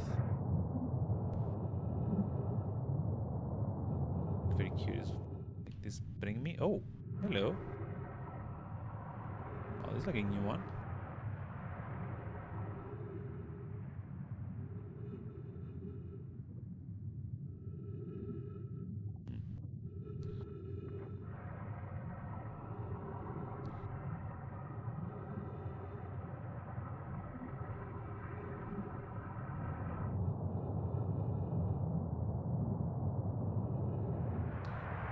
Every time you see running water like that, whoa, hold on. No, go back. There's things there. Stop. Get Tomb Raider PTSD. Okay, I don't know what this is.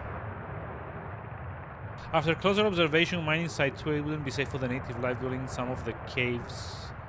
Pools. Okay. The opposite hand, new life. Blah blah blah. Have you played the reboot? Yes, I have. Hold on, remind me of the subterranean species that my mentor Meloray told me about. Treat them onwards during a rest.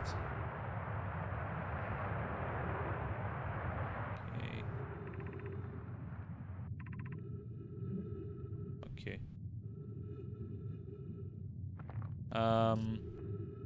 Yeah, hold on. Okay, off we go. Off we go. Yay! Please don't die. Holy shit.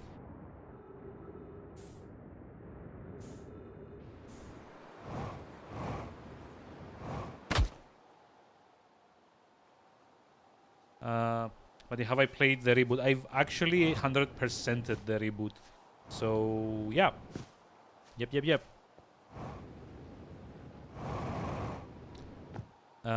Didn't care for the multiplayer much, but single player was surprisingly fun. I was actually in the process of kind of like playing through Rise of the Tomb Raider. I think I finished like the main story, and now I have to go back and like do the DLCs and the challenges and that weird kind of like survival mini game that it has, or DLC.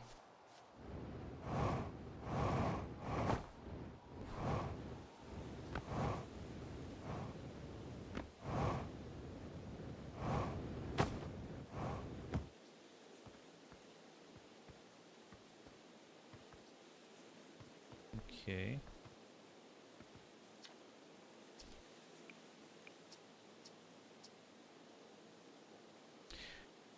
Oh, stuck with yeah, I remember that. Like, in fact, there's like a lot of those sequences in the Tomb Raider reboot where you're kind of like helplessly being dragged around by like rivers or floods or avalanches or other characters.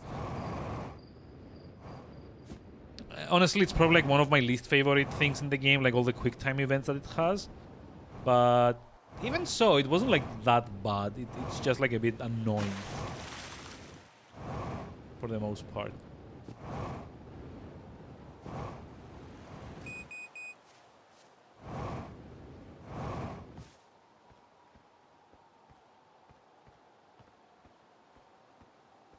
I haven't played the other two. The second one is kind of nice. I still haven't played Shadow. But the second one is kind of nice. Maybe a bit too...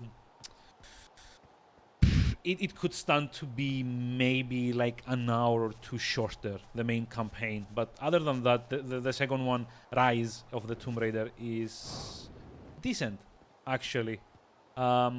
Unfortunately, it went the exact opposite direction of like what I was hoping it would, in regards to the tombs in that game. So if you remember in like the 2013, 2014, I don't remember, um, Tomb Raider reboot, there was this thing where the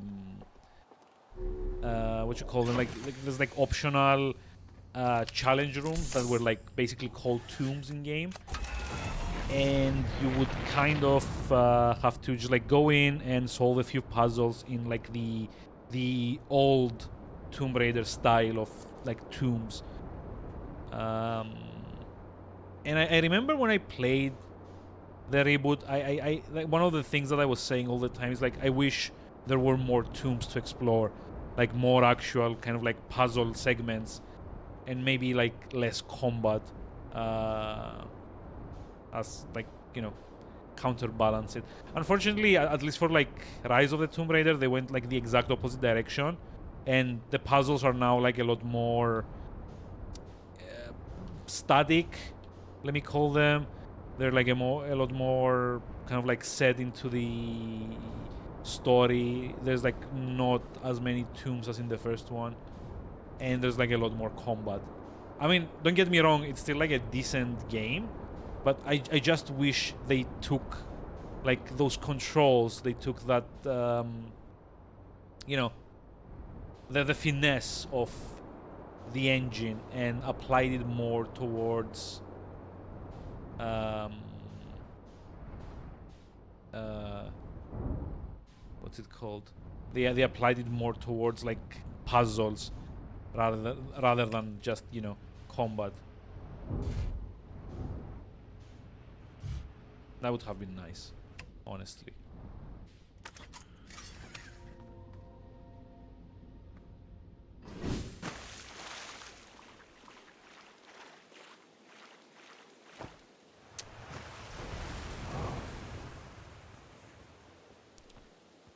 Let's see. It's always dark in the ancient glade across old bark, quiet shade. Is it like the correct? I mean, it does sound like the correct one. Let's see. Always dark in the ancient glade. It's like left, right, left, right. Now the only problem is that like I don't like accidentally see the sign before I reach it, and it kind of like displaces again.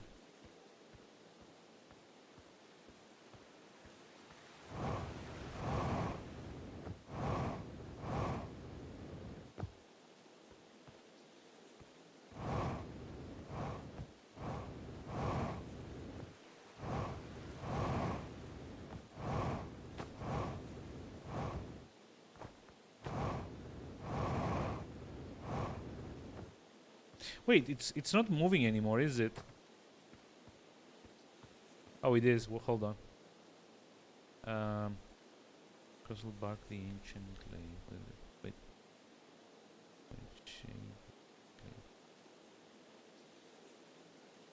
This way now.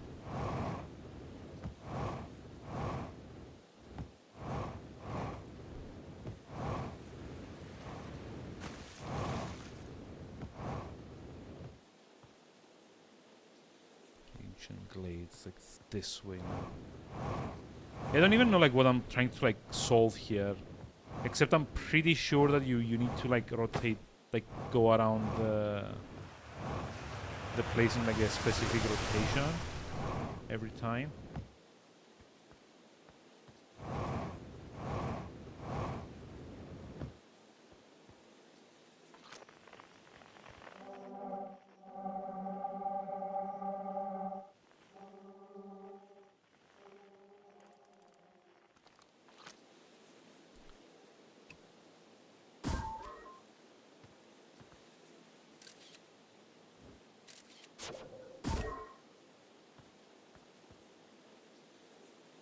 Oh.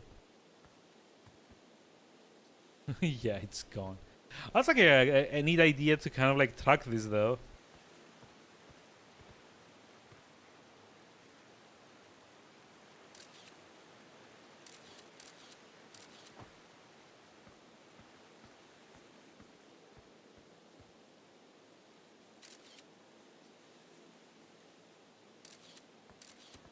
Oh wait, can I actually just like take a picture of myself?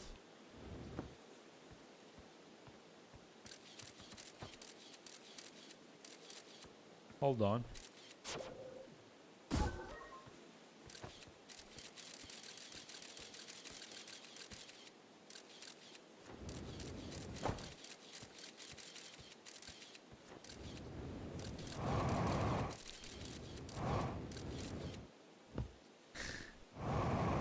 Why am I doing this? I really don't know. Like, I really actually don't know like what like the point of this whole thing is, to be honest. It's always dark across all bargain ancient glade the quiet shade. Hmm.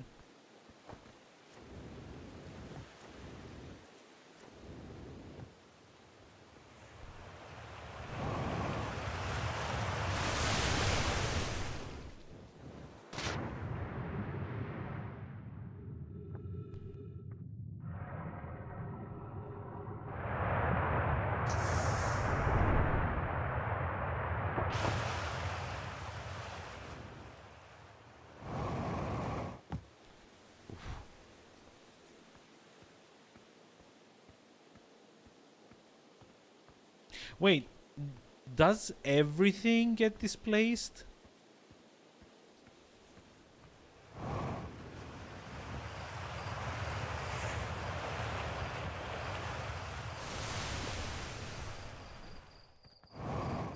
So then that means maybe this is what I'm trying to like move around.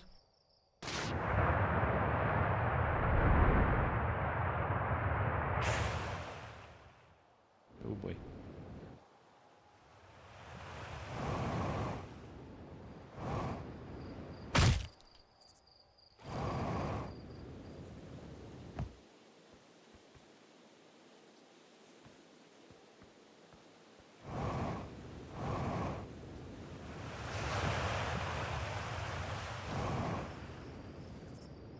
Also, I think we're like pretty close to like the loop ending, so I kind of want to like see what happens. If I'm like honest, I just like want to see how the world ends. This loop. I'm pretty sure it's like something to do with the sun, kind of like imploding or going supernova.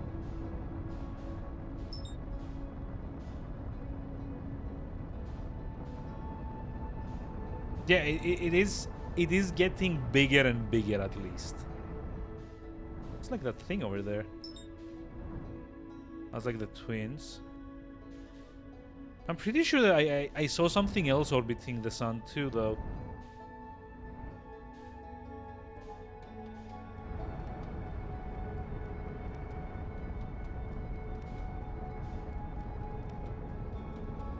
Although that might have been the what's it called, like the intruder or something.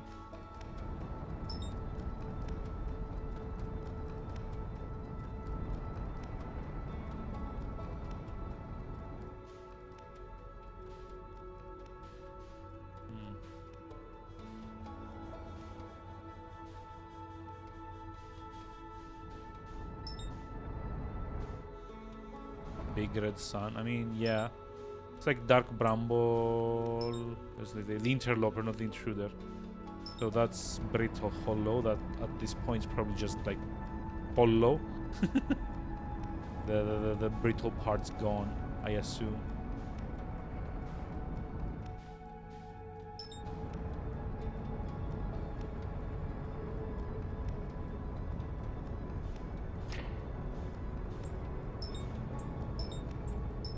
Wait, why can't I center on the moon?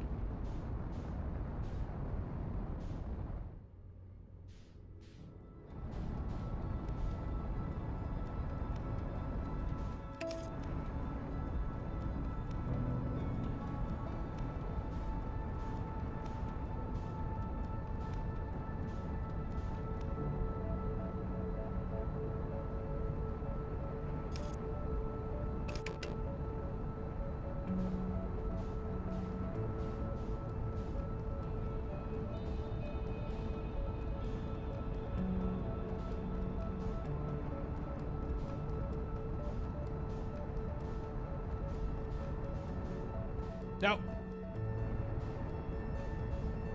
How does the sun make any noise? I don't know. How does the sun make any noise? I don't know. Is it making noise?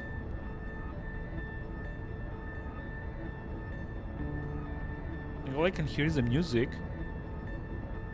And, like, I think my engines, actually.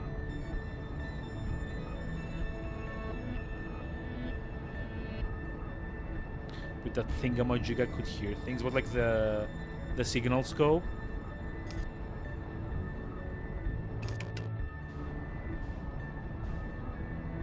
Aha!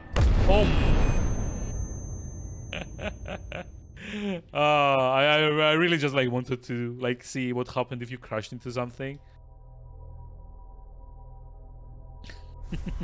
That was amusing.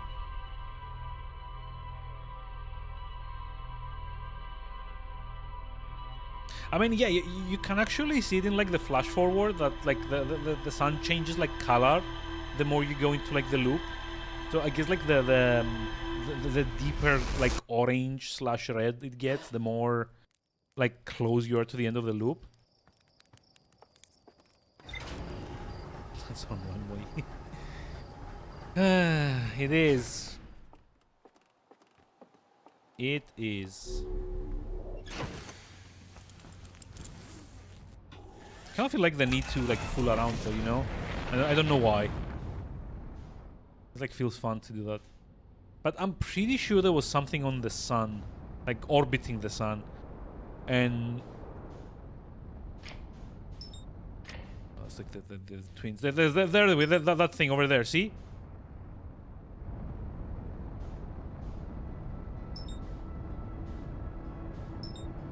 It's like the...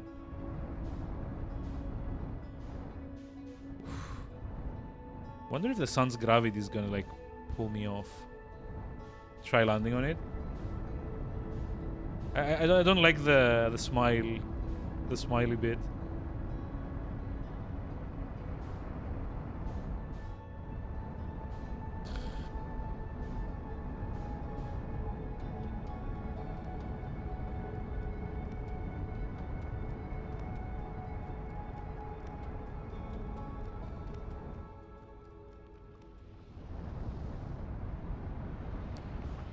Can I? Nope. Missed it. And got fried. I don't think you can just like land on it, but maybe, just maybe, you can just like fly into it if you manage to counteract like the pull of the sun. But I think you probably need to do like very early on, because as the sun gets like more massive, the gravity is gonna like get more, well, intense, I guess. I think actually probably not gonna even like need the suit for this. Gonna have to just like go do it like as fast as possible.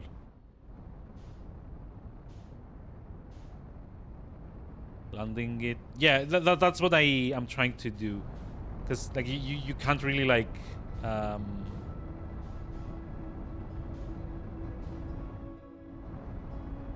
can I?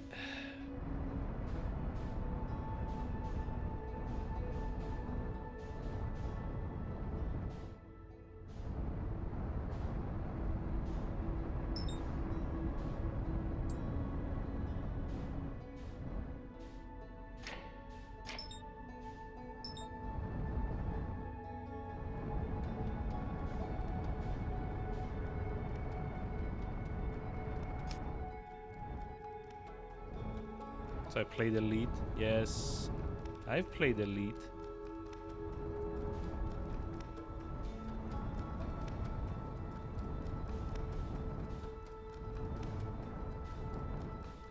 I'm not gonna miss it again. Yep.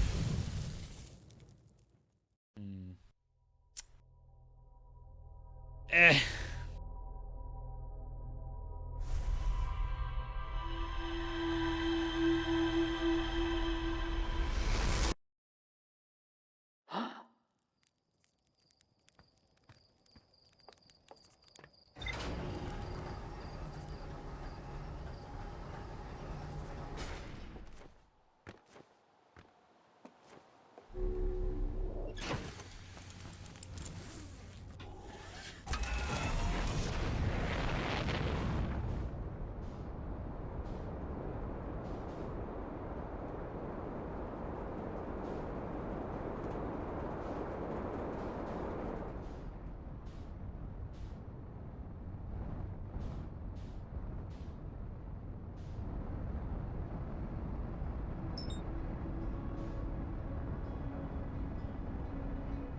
possible, but it doesn't intend order of progression. Also be spoilers, but not very significant ones either. Okay. I mean, that makes me want to like try it even more.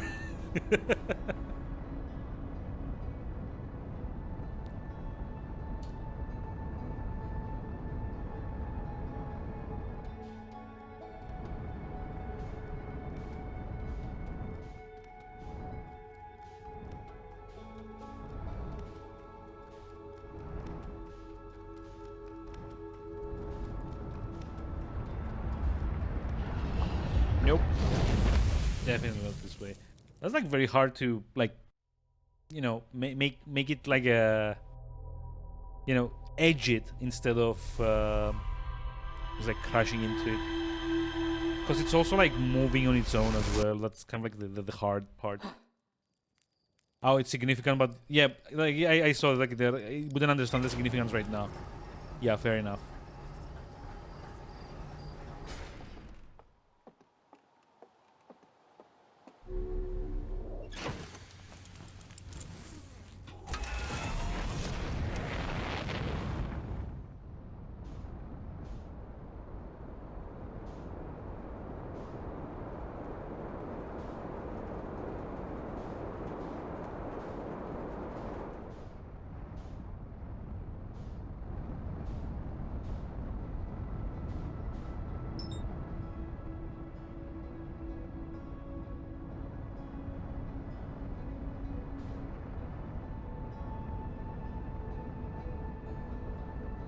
Kind of like sequence breaky.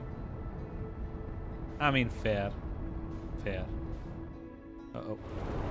Ooh. Ooh. Okay, now we're close to the twins, aren't we?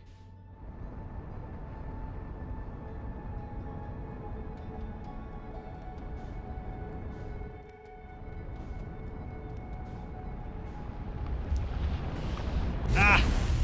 God damn it.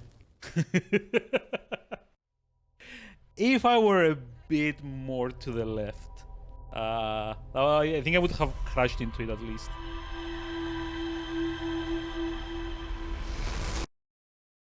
Actually, maybe try harder because of it. Oh, you know me so well. I'm not gonna waste like too much time on this though. Like if there's like an intended way to get on there later, I'm gonna do that later. Just like trying to like satisfy my own curiosity, to be honest.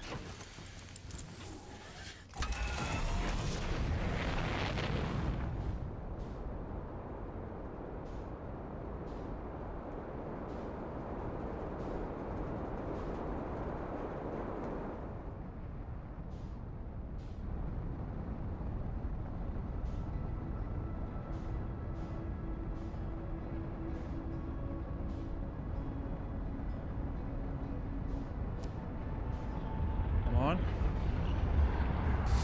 Ah! So close. And yet so far away.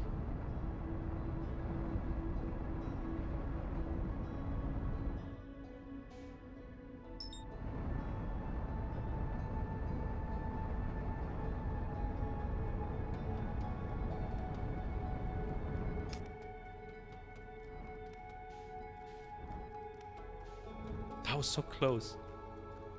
Damn it.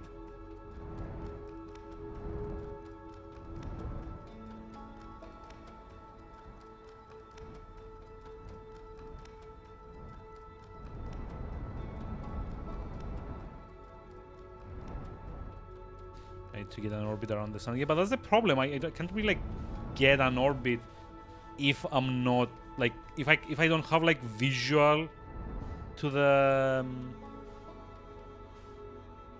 sun, right? Like I need to keep it in like visual.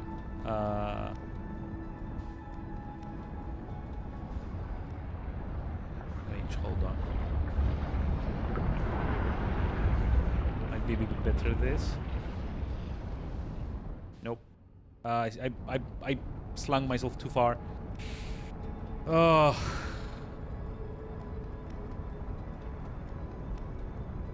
Shame. I mean, I'm not a physicist either, but that didn't stop me from like you know, saying dumb shit.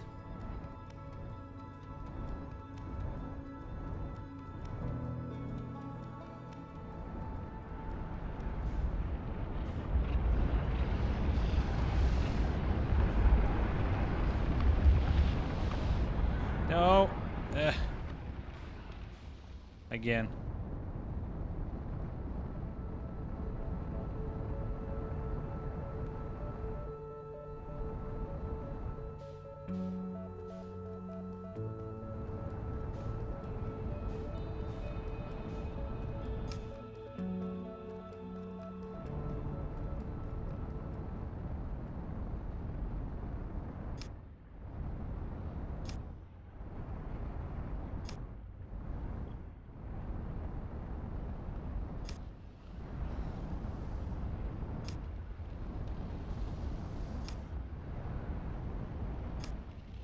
So at some point, I'm probably not going to be able to escape its, like,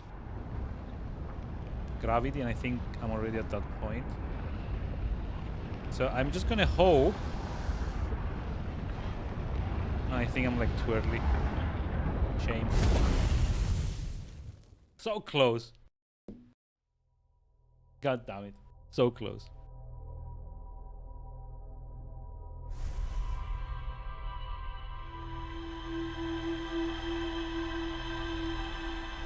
Like the entire replay is me just like facing the sun.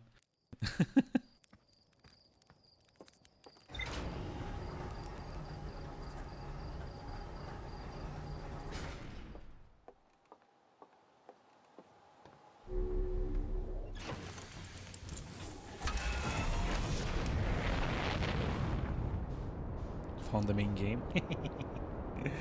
I mean, you know me, I get distracted easily.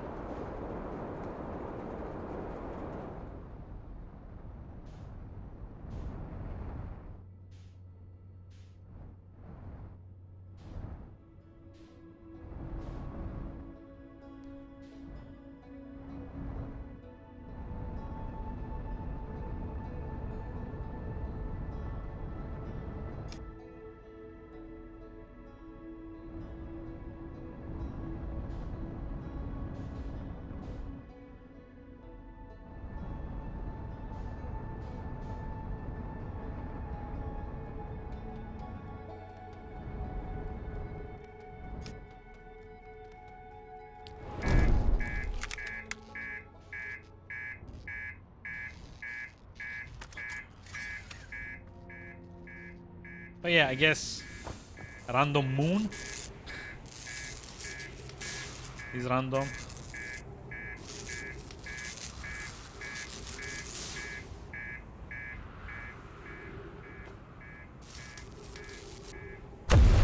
Oh. Oh.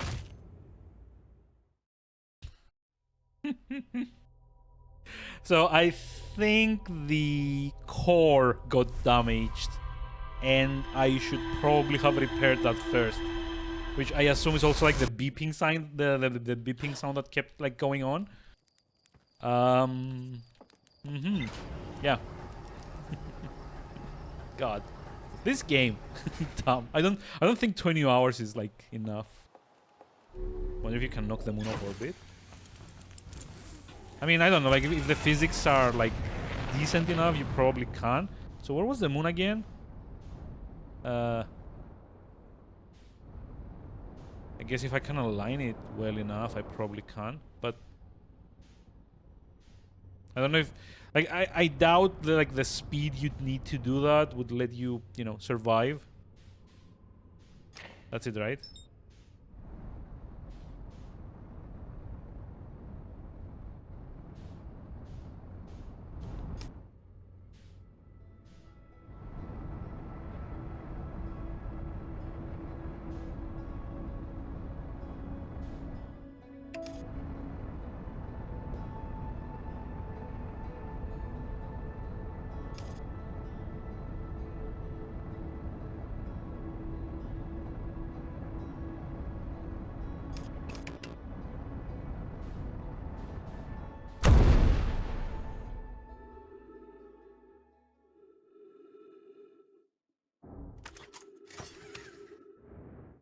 Oh, wait, what?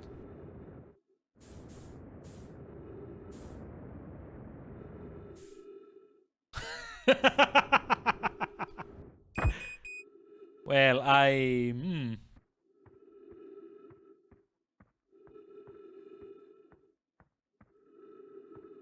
don't think that's gonna work. I also think I just wrecked my spaceship. So this is like what's left of it, I think. Yep. Mm-hmm. Oh, hi. How do you know if it worked? I mean, it hasn't worked. Like we're like still orbiting. Oh, wait.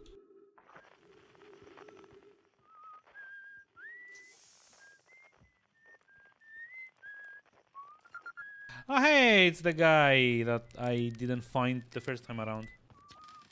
Hey, it's you. Ground control didn't tell me you're launching. Long time no see. Was that you whistling?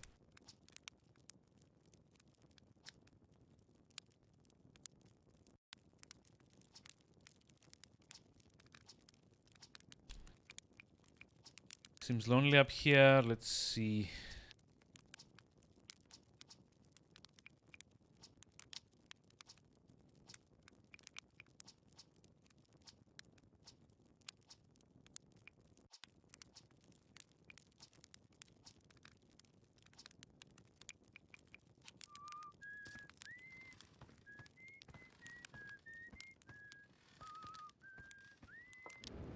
Yup. Hold on. Like, I'm kind of like fucked without the ship, but like, while I'm here, might as well just like, you know, have a look around. I think.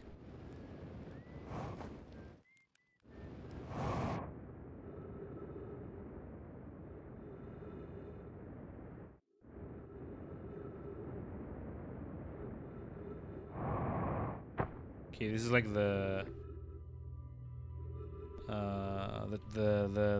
tracker thingy that like I saw last time.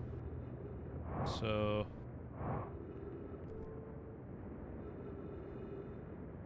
this is. I actually have no idea. I don't remember. Like, did I come here last time?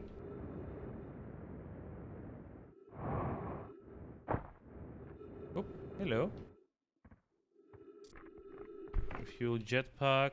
Play recording. Much is the composition of the ice on the outskirts of Dark Bramble. Just to be Dark Bramble now, right?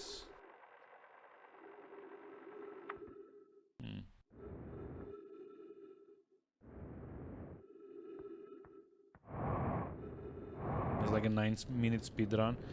Yeah, but like I assume you probably like used your ship to do whatever it is that you need to do, right? And considering like that the only part of the ship that's left is like the little like escape pod. Wait, escape pod? Is there like an escape like function to this?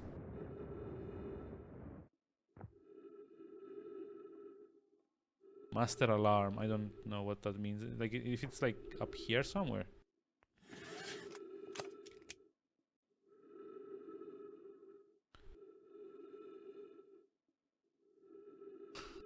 I'm just like oh, shipless any percent. Okay, fair enough. You know what? Fuck it.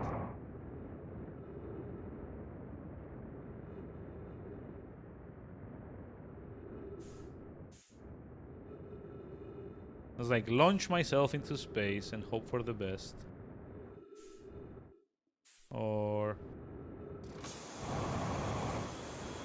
just get back to the planet. Yay! Saved. For the next, I don't know, like 8 to 9 minutes, I guess. Before the universe ends again.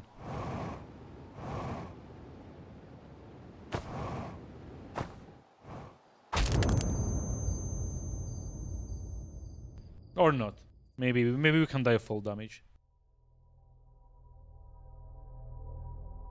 Which I still haven't seen in person. I mean, yeah.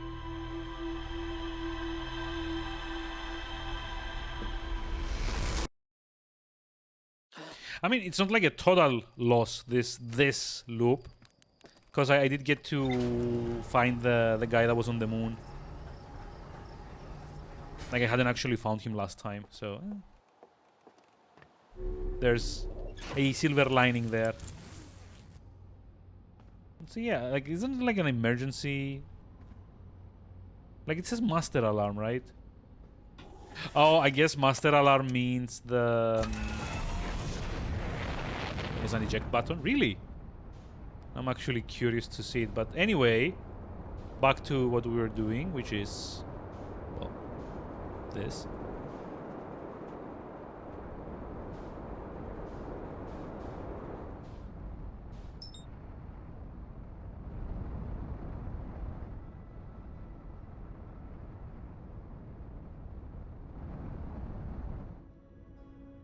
Oh, okay.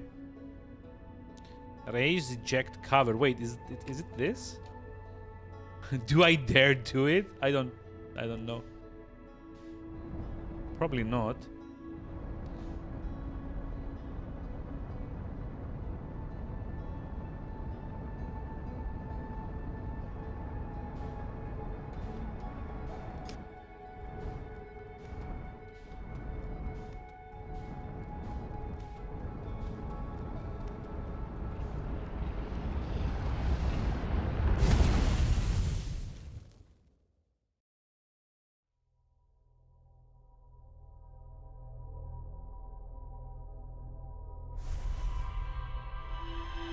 Really wish that death, like rewind, would not like eat up so much time. Like you could like skip the animation.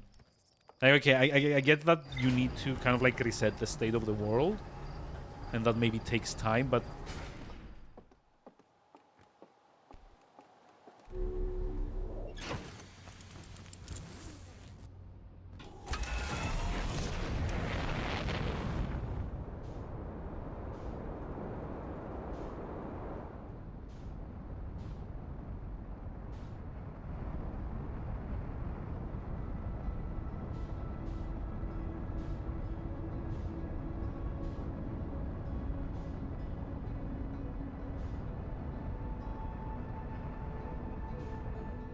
Whoa, that was close.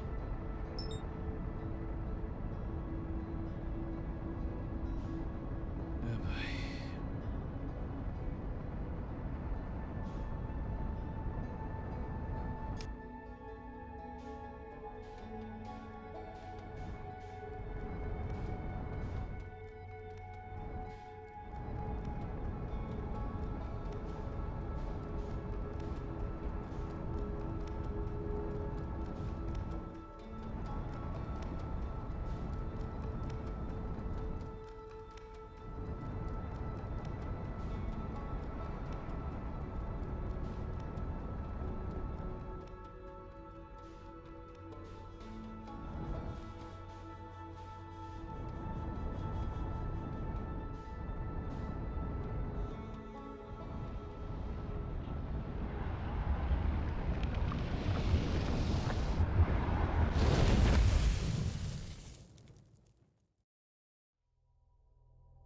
That was like very annoying to do.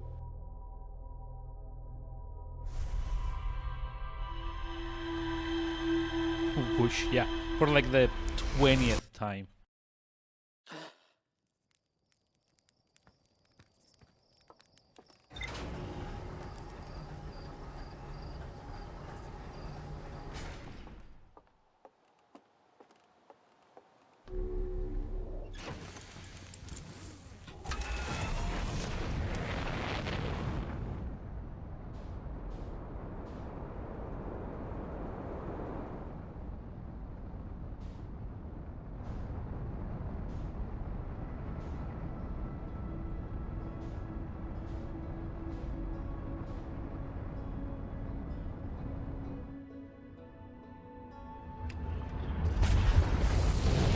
Oh, hey. 2 achievements. Hey, what does this button do? And gone in 60 seconds. I guess the second one is for like dying in like a very fast... Wow.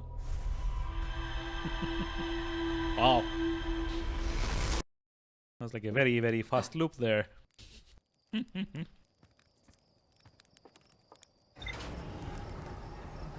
Yeah, I haven't really gotten the hang of, like, you know, orbits just yet, unfortunately. Like, there's something to be said in that, like, you can't actually see much of, like, you know, the... It would probably, like, be easier if you could, what's it called? If you could, kind of, like, have, like, a third-person camera, so that, like, you'd be able to, what's it called? You'd be able to kind of, you know, align yourself a bit more, like, easily.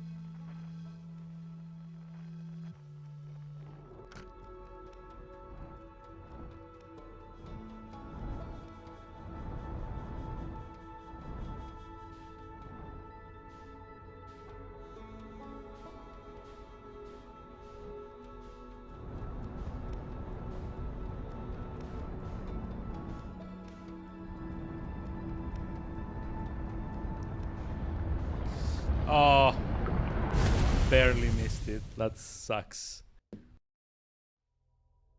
And the angle was a bit off as well.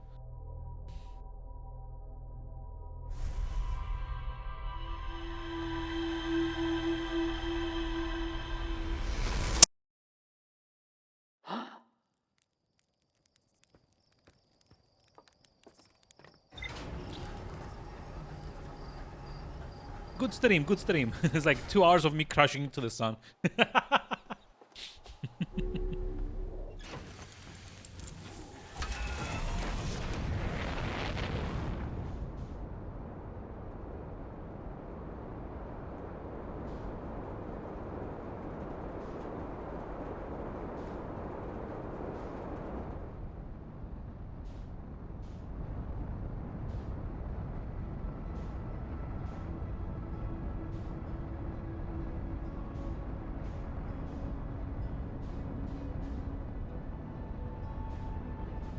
It's nothing out of the ordinary for, like, a playthrough of the game, if you say so.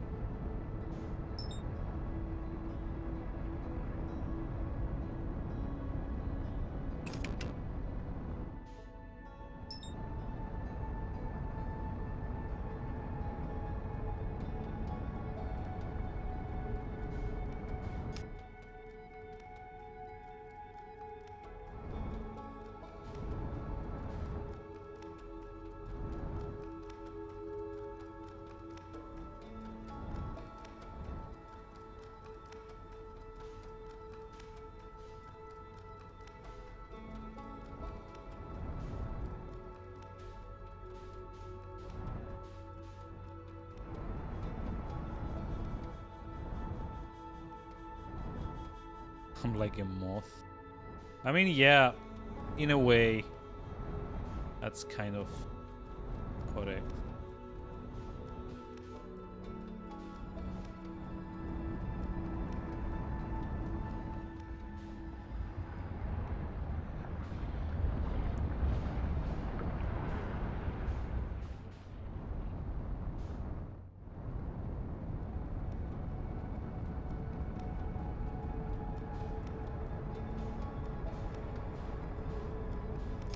Temperature critical. I mean, yeah, there's also that.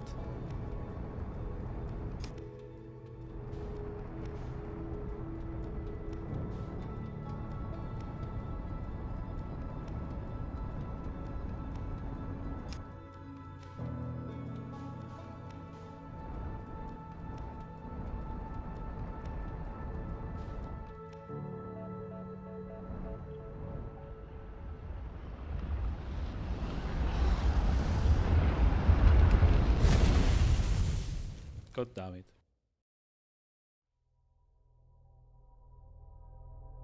That one felt like it was so close. Wonder what the odds of that were. I mean, not too bad, I think, because at the very start, the moon does intersect like the direct path to the sun. Remember, there's like a solar eclipse in like 5 minutes into the loop or something. So like all the time that I'm spending kind of trying to like align things probably kind of like helps put that kind of like in my path.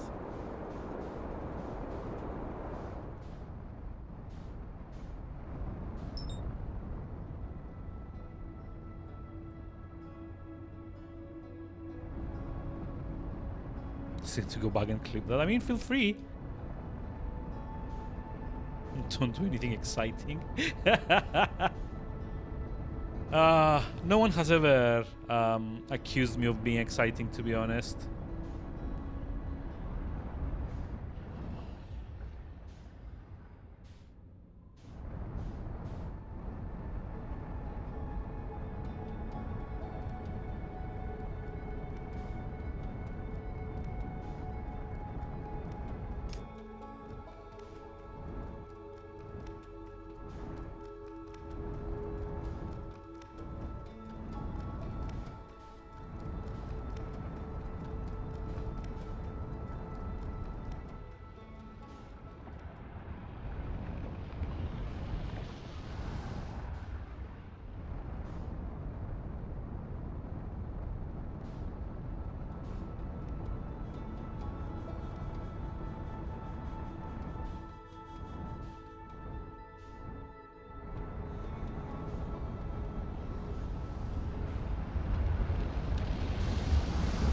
Oh! So close.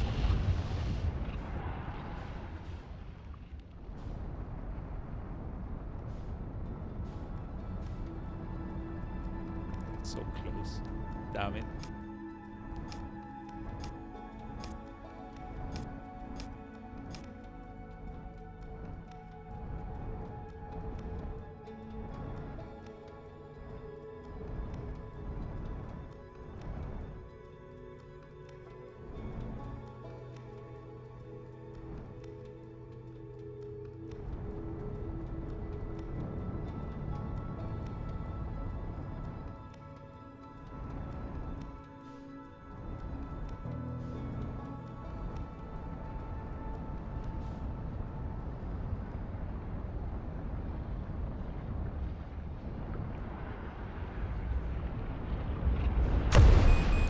Fuck.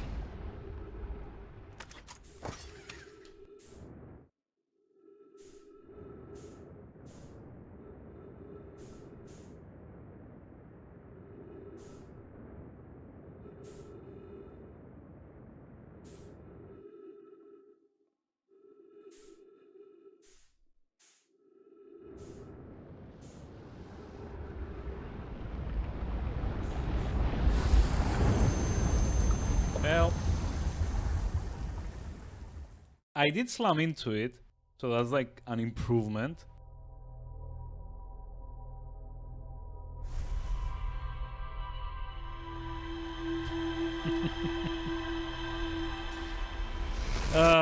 But only barely.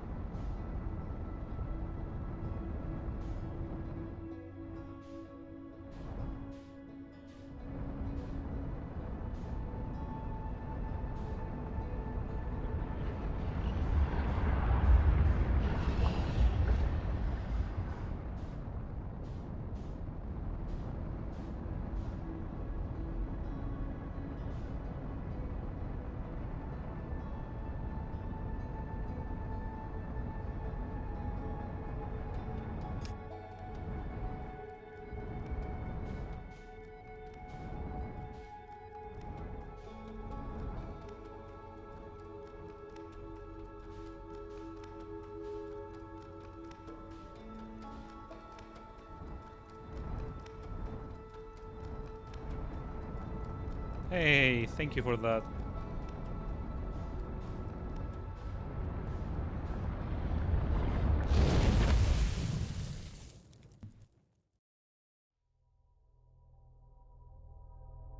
God damn it. So while you were away, I did manage to smash into that thing once, and then kind of like eject myself into like the sun. uh, am I getting closer? I don't think so. But god damn it, that hasn't stopped me before. Why would it stop me now?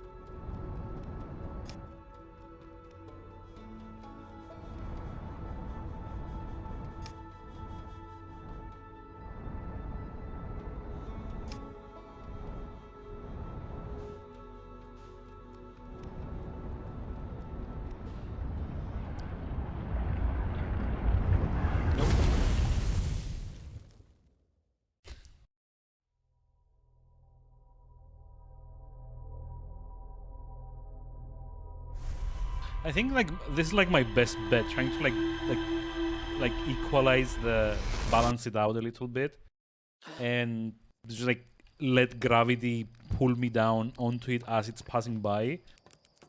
But yeah, it's a big ass sun and a tiny, well, that. So like no idea.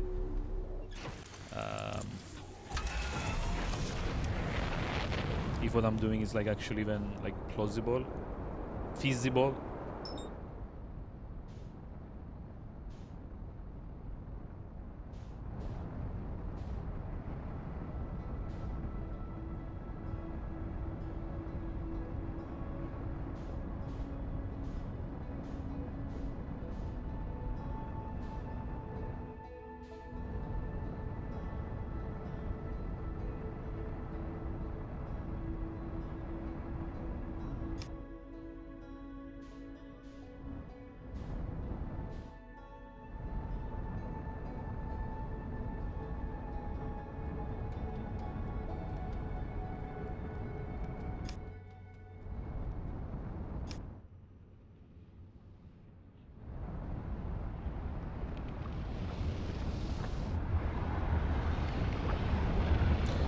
So if I manage to get it to around like 3,500 meters,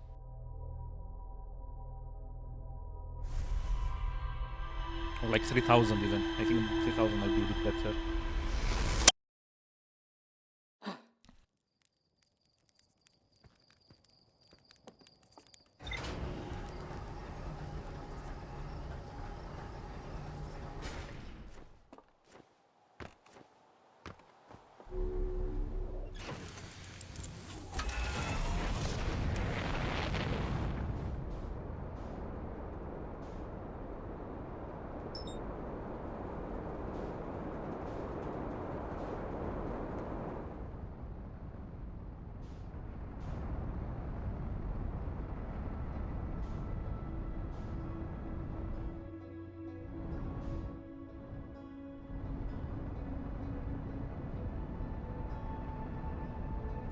Nope. Too fast.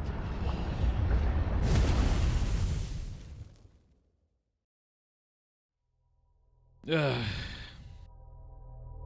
We'll get there. It's like 10 hours later. It's gonna be like, one more try, one more try, one more try.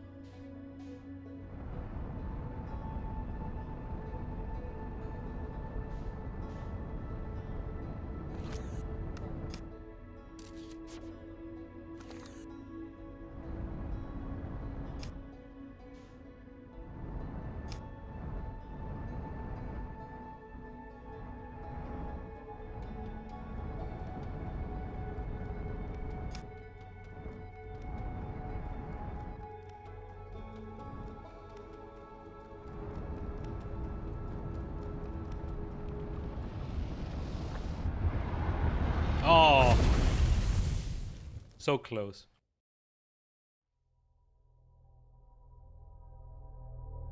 So close. And yet so far away.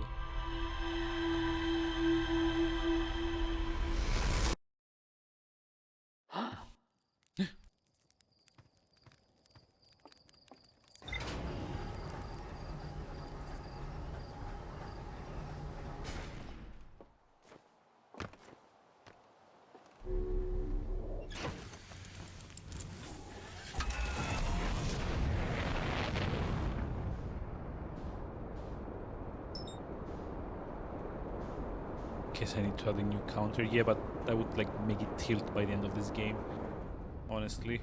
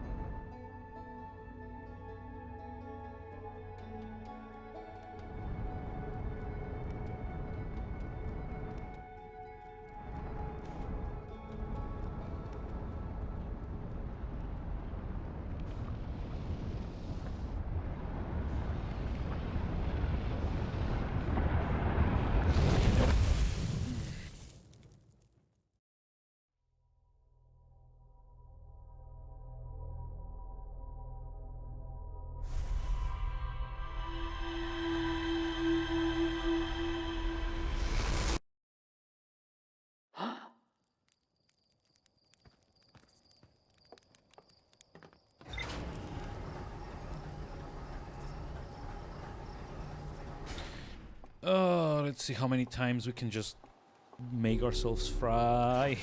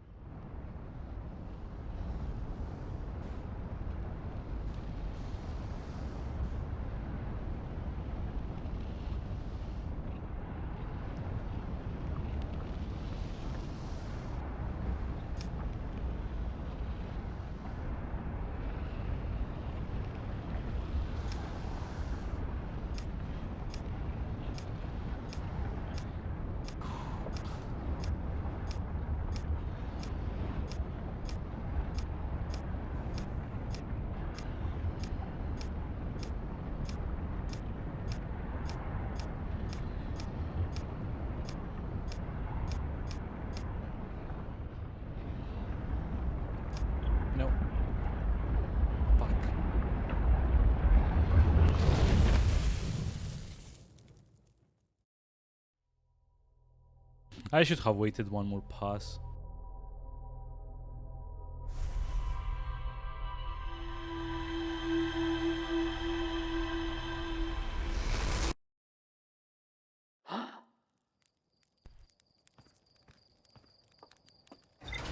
I should have waited just one more pass.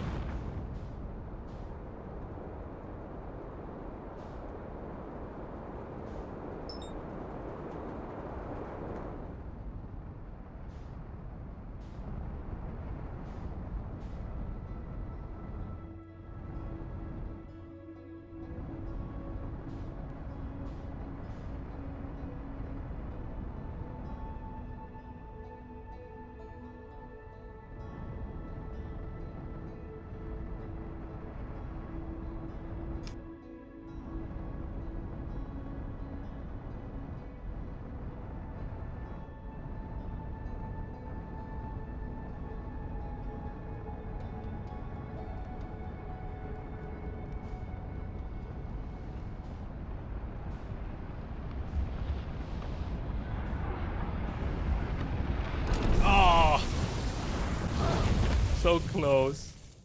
God damn it, again, so close.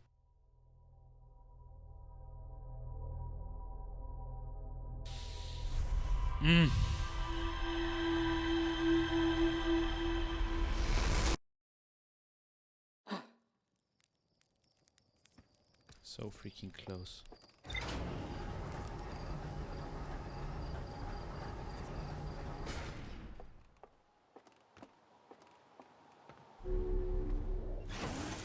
What the? Nope.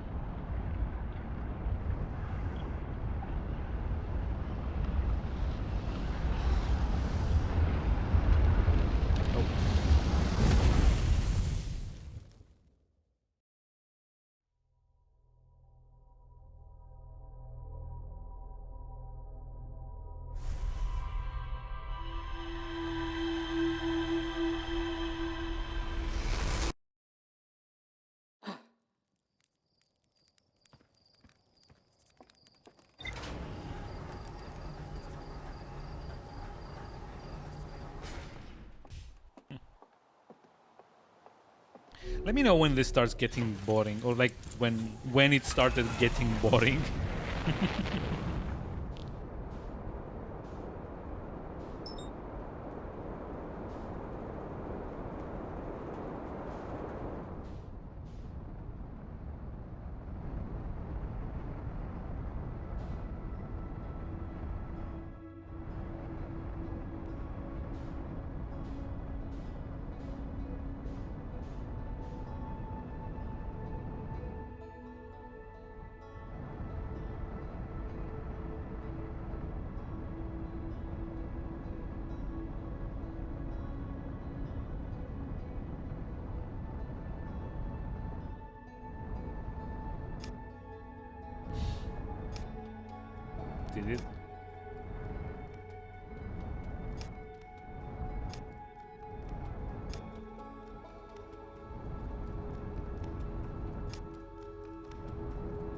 Why did it take you this long to do this? What, like the redemption thing, I guess? I mean, it's all about the experimentation, I guess. But yeah, I guess this is like a lot more boring for me to do, so might as well just, like, you know, give it like one last try. And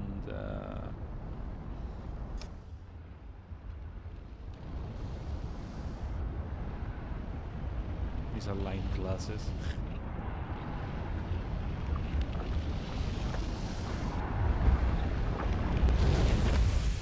Ah, that's a shame.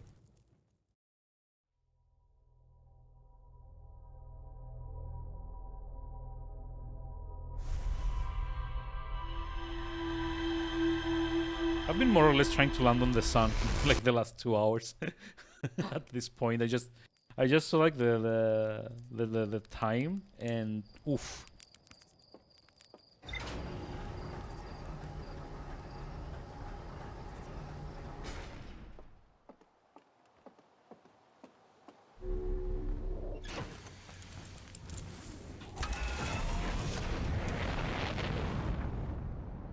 Okay, fuck it. I'll just go play the game properly.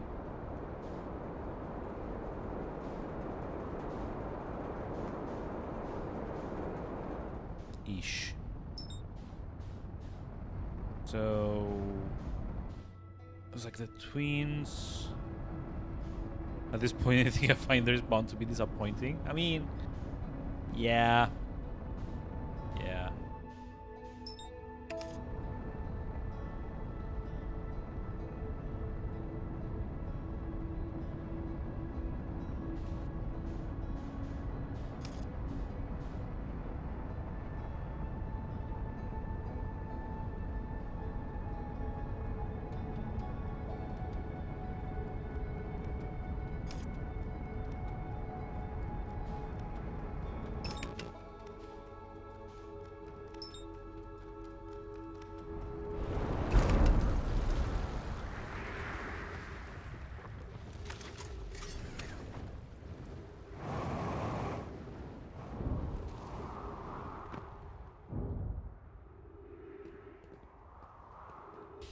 Nice landing. Yeah, I know, right?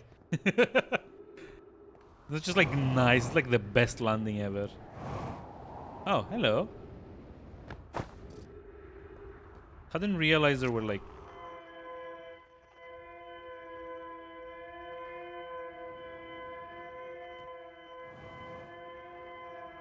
buildings up here too.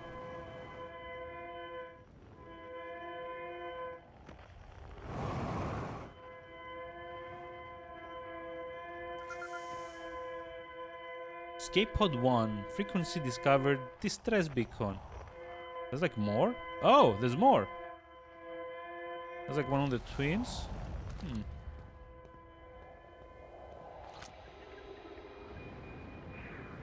There's like kind of like progress. Anyone unarmed?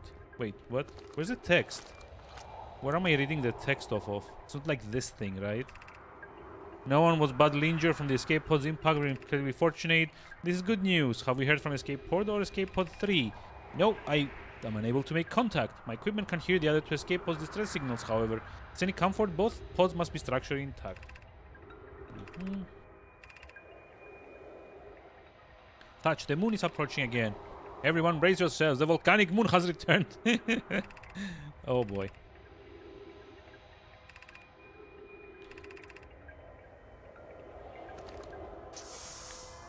Okay, I guess this kind of explains why eventually the planet kind of like tears itself apart.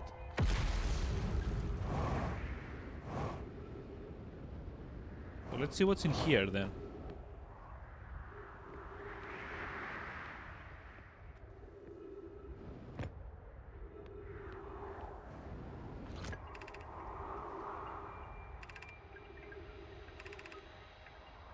External environment. Escape pod 1 vessel has been mortally injured. Okay, so this was their ship originally, I guess.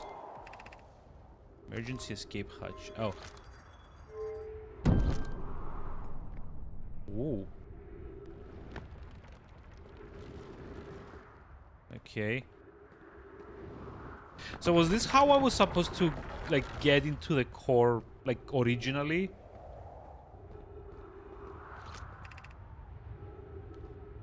A black hole sleeps below. You cannot sleep. Yeah, I unfortunately found this out the hard way. Thank you very much, tutorial. Holy shit. Also, this must be ancient.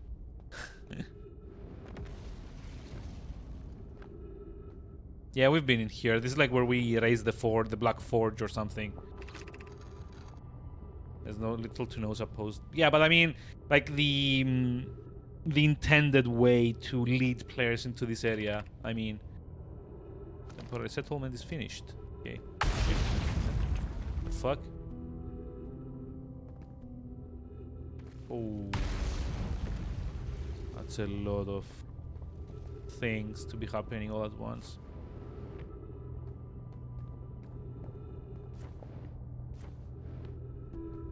I think I've scanned this one. No.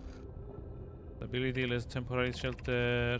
Need to stay close to the escape pod so Felix are monitoring incoming messages. Okay, don't believe anyone's coming to save us. Touch. Now we must save ourselves. I agree. We're here because of the ice signal called to us. Okay. It's a wise point. Okay. Northern Glacier. Gravity crystal carves stable path.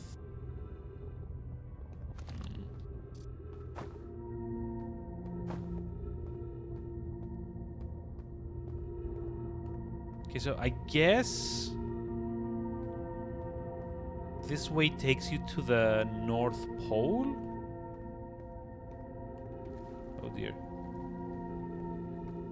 I wish there was like an indication on like if you're like too far away from the crystals, because I am literally walking upside down above, or like, yeah, above a black hole. I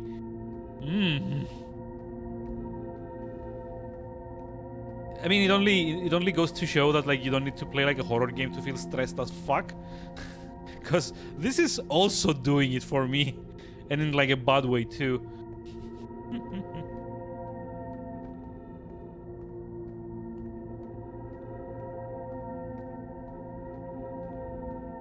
Okay, so I guess this is how they made it to the pole, right?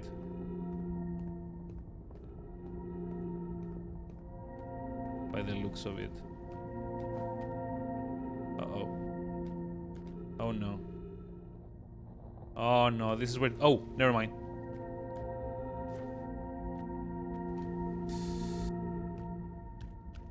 How do you get up there, though? I'm still upside down, right? If I jump... Oh, there we go.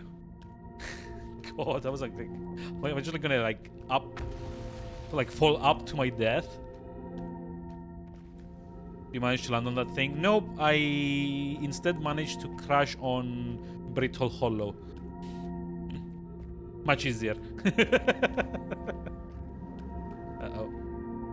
Oh, hey, I've been here. This is close to the entrance to, what's its name? Meltwater. Uh-oh. Ghost Matter. Oh, fuck. Yep.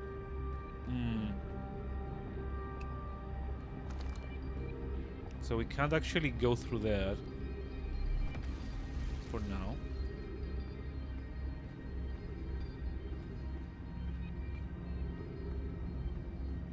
Yeah, I've been here. This is like the Black Hole Forge. I've actually been here, but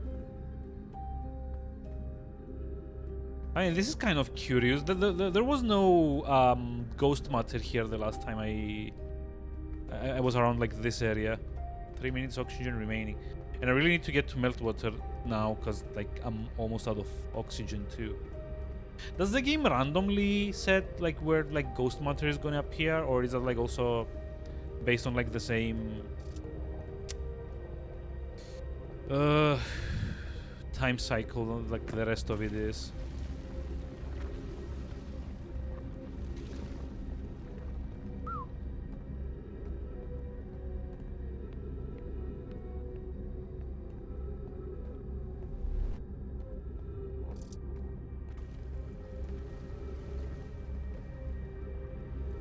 Yay, more ghost matter. Yep.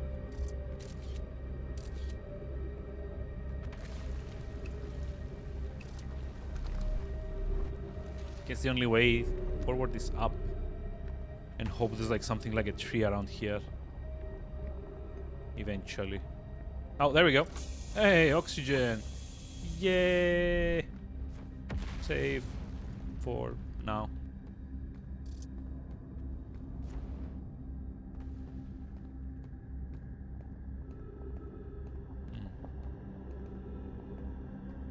This is new. Okay, let's see. Explanation of festivals. All the nomad clans, blah blah blah. Oh, this is like done like a different style, isn't it?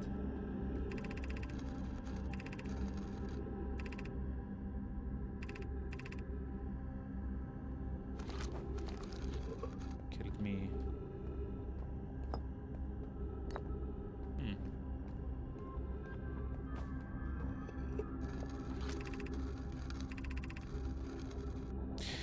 No one knows how this universe was made, but one thing we do know is everything used to be very hot and very dense. As the early universe expanded, it also cooled down. Okay, this is like basic. Keep getting colder. Scared to think. Blah, blah, blah, blah, blah. Okay.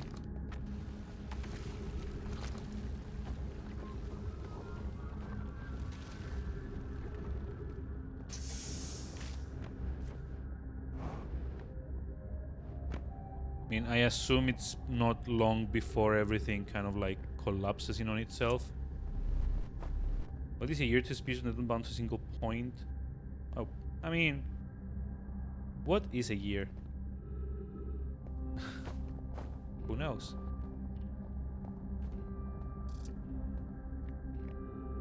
I feel this question is slightly too philosophical for me, at least.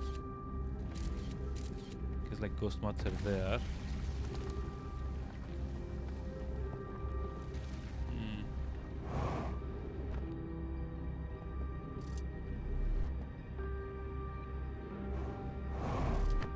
Oh, wait. Is this like the other side of the... Okay, let's do this.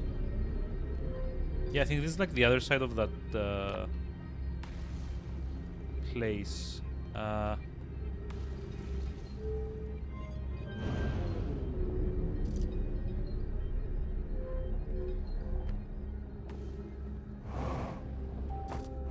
No! Oh, fuck. What's that?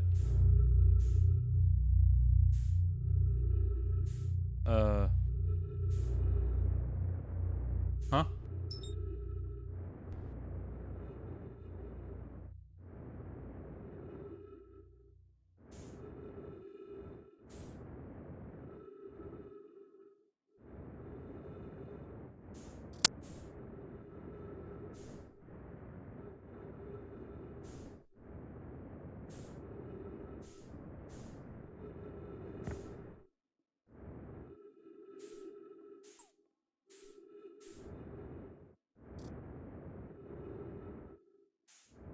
I have no idea where I am. Why I'm even here. Can I just like get in, please? Ah, yes.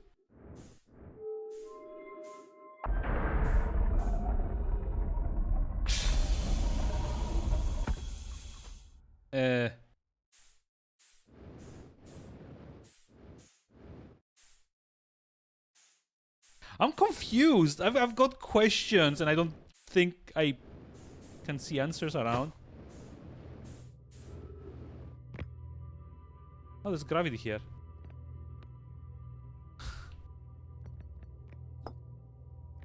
I love that I'm still carrying the scroll with me, by the way.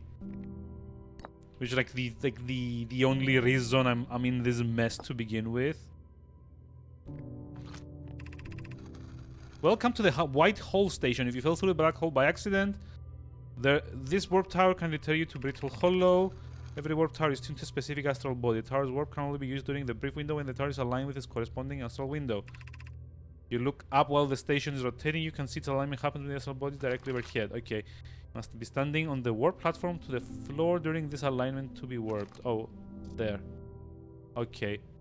And it needs to be aimed in there then. So what about the Ember Twin projection stone? What's this about?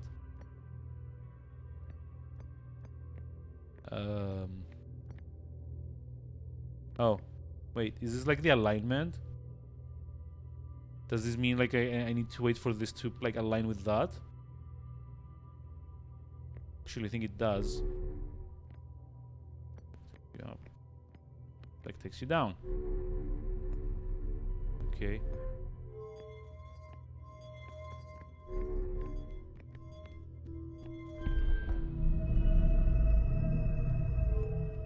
Okay.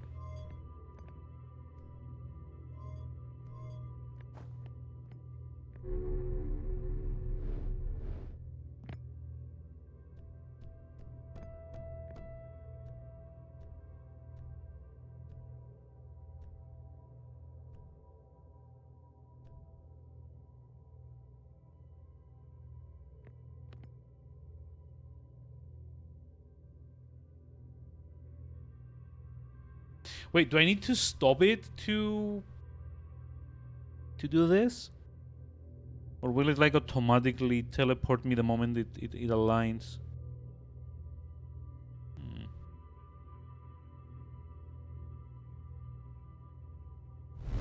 Oh, there we go. Oof.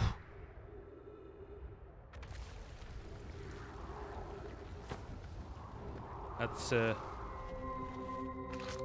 terrifying. Oh. Oh, is this what this is? Okay. Good to know.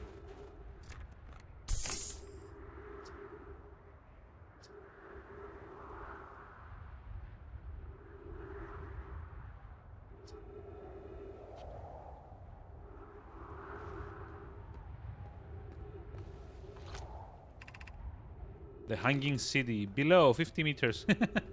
Oh boy. So I guess there's like teleports on top of here.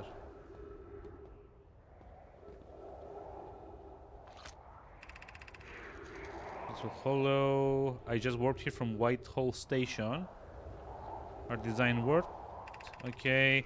Don't know how close it is to Anona's original design, but as long as we've built works, I'm delighted. Kasawa, I hope you're reading this.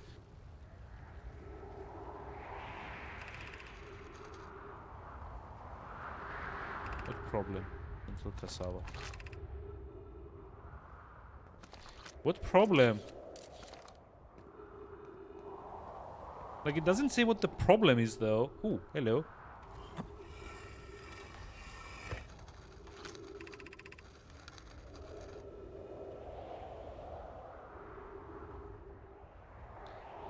And they appear to show Nomaya arriving at the warp receiver in Beetle Hollow slightly before departing. It was like time travel. Let me attempt to recreate this phenomenon in High Energy Lab. Okay. Energy Lab. It's in the Canyon Ember Twins Equator.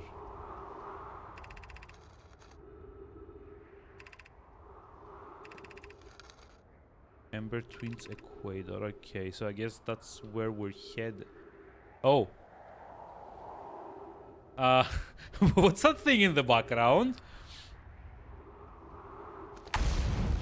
Okay. That was nothing too wild. Oh, I see. So this is like on the Ember Twin.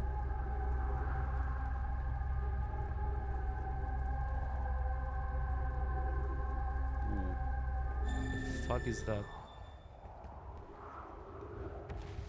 So I guess the high energy lab on the Ember Twin is also like a good place for me to try and go. Also, where was the sun? I think we're like probably close to like the end of it all. And I think it's like probably like a good idea to like see the end of the universe.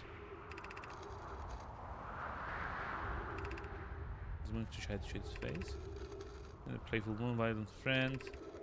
Moon isn't volcanic. Yeah.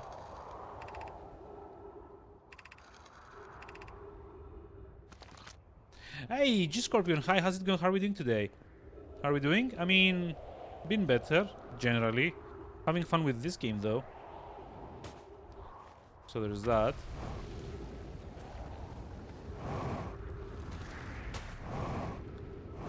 I'm kind of like trying to get like a good seat to watch the end of the universe.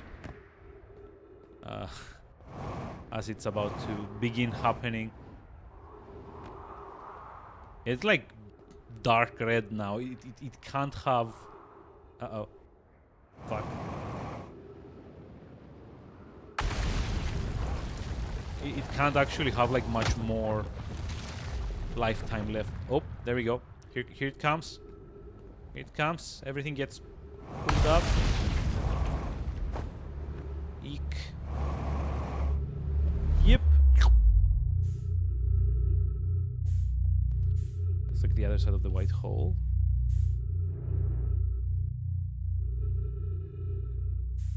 And that is brittle hollow, remaining just hollow without the brittle part.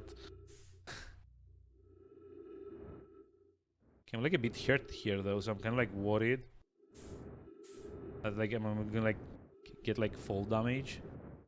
Inching closer to 100% Spider-Man, nice.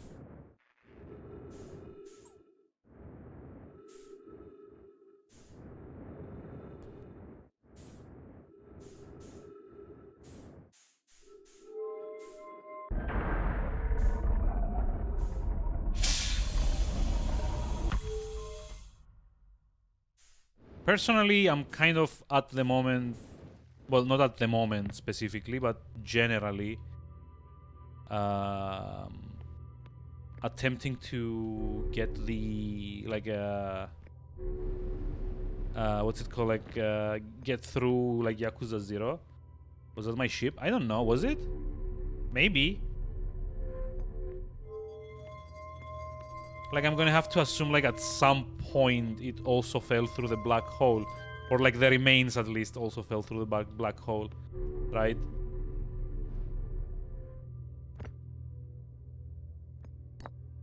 So I don't actually think I want to warp back to Sleepy Hollow.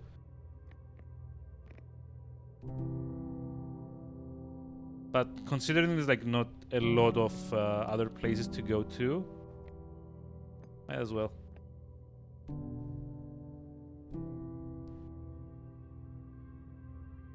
Off we go. Yep. Wait. Oh. There's still like surface here.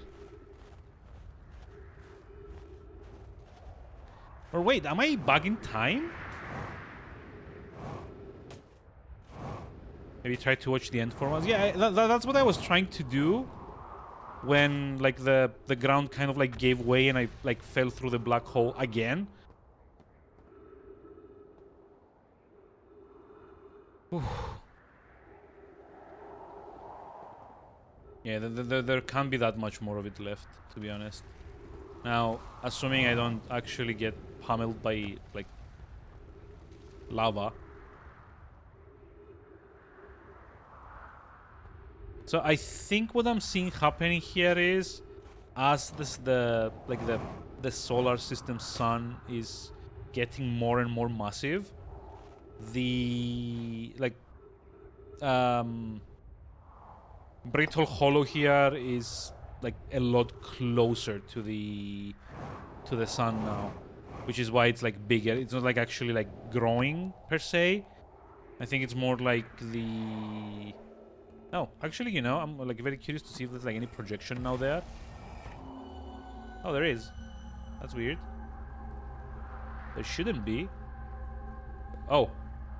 Oh, I'm gonna sit here and watch, like, see how like the twins get swallowed by the The sun. Look at the sun.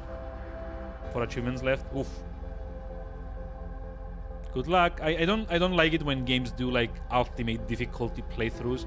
Yakuza 0 also has one to do it on like legendary difficulty, and I'm not a very big fan. But yeah. So check this out. Like this is like a binary star that I'm on. Like it's like one of like two that are orbiting around one another. And by the looks of it, they're about to get pulled into the sun, because they're not actually like this close to the sun initially, and that's where I actually am at the moment. I think that's like Brittle Hall over there. Just like remove this and check. Yep. Oh, everything like starts disappearing.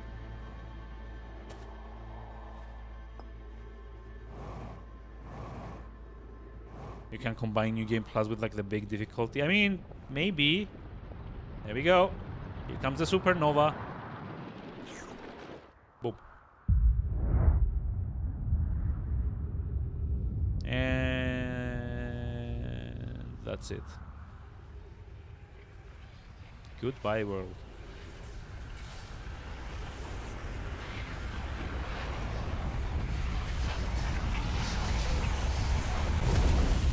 Yep. RIP. Oh, that's gonna be a big like flashback. Flash forward, I guess.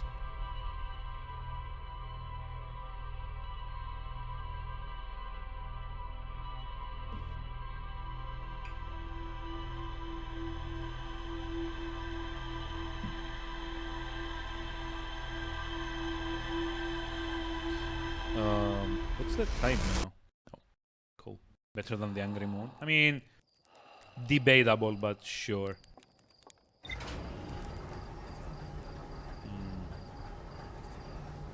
Okay, can do like one more loop and then call it for today. So, let's see. Practically, what? Like, there's like a few avenues of research here. One is to land on the twin, like on the binary stars, on like the Ember Twin.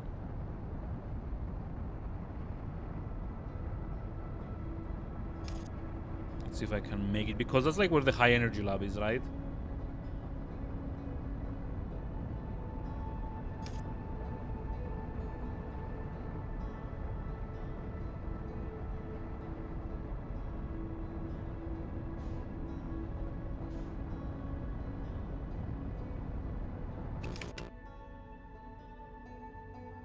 Undershot target.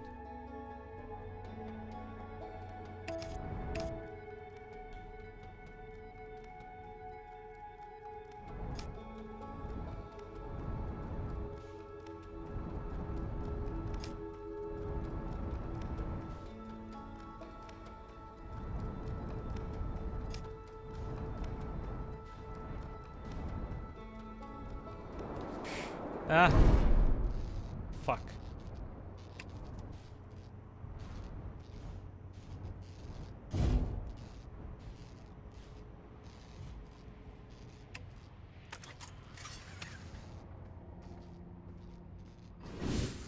Yeah, it was bad, but I think we can fix it.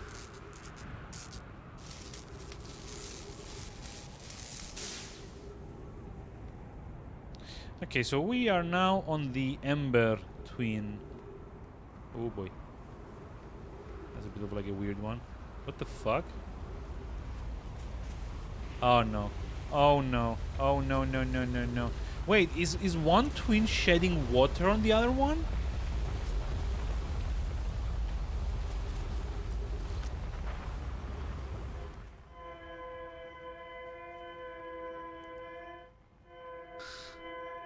This is so weird. Also, that is terrifying, by the way. Oh god. Okay, try.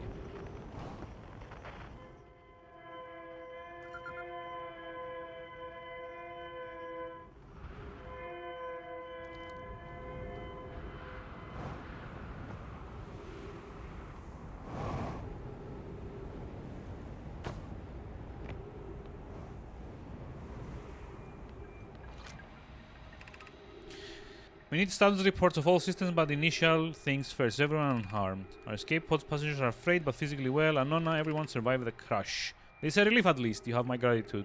Burr, were you able to find the other escape pods' distress signals? Okay.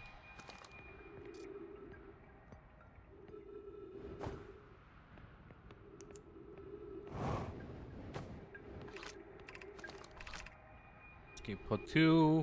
Vessel has been mortally injured. Okay. Escape pod 3. Okay. Do not seek shelter on the planet's surface. That's reassuring. Heat of the star system sign is more bearable below the surface. When an escape pod punctured this planet's surface, it broke into what scans show a cave system with much cooler air. I would recommend seeking shelter, blah blah blah, but these passages are a maze. Be aware of the sand. Ooh. Like, terrifying. Wait, it raises gradually? Oh no. Keep moving, there's nothing of interest. Okay. Do not follow this tunnel to its end. Collius and I will examine the horror. Wait, really? What horror? You know, it tells me to not go this way. I immediately want to go this way. I don't know why.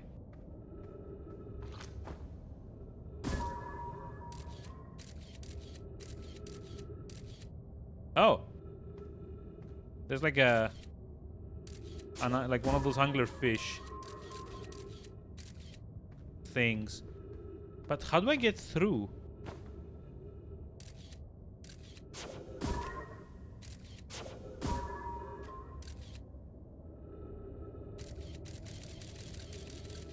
There's like writing here. Like maybe can I just like try and like launch it onto the...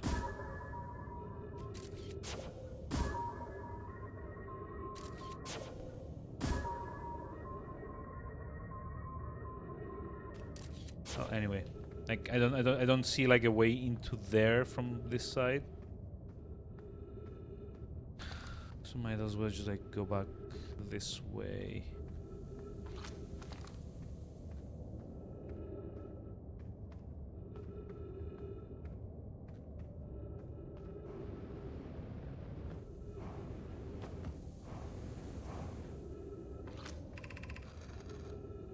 Almost cavern at the end of the passage that looks promising. Okay, the cavern Melora, I found the wise choice. The start of the path to the shelter side. I've left directions.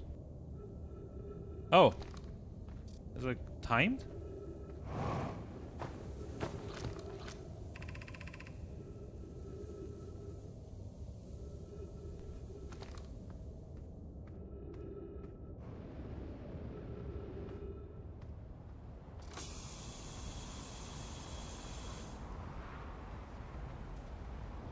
Ooh. The sun is imposing, I'd like say that.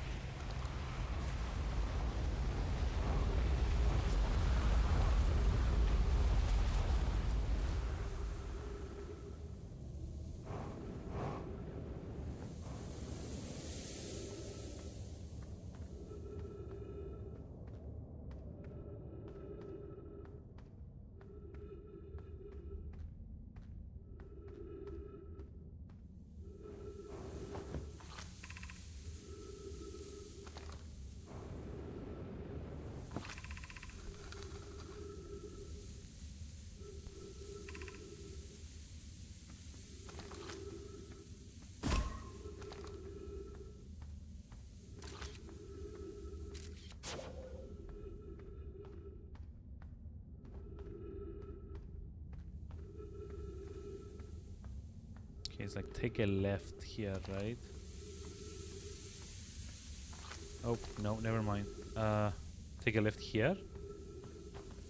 Yep.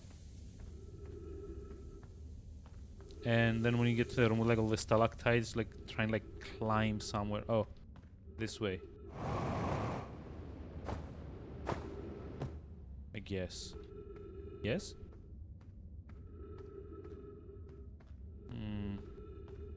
This maze is not doing much for my anxiety, to be honest. Oh, the bridge is gone.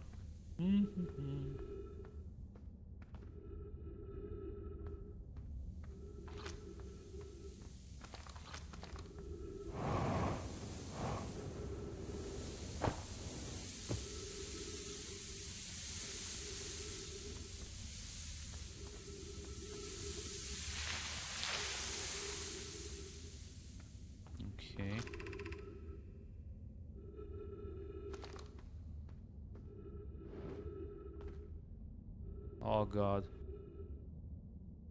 Oh god. I'm gonna have to like thread the needle there, aren't I?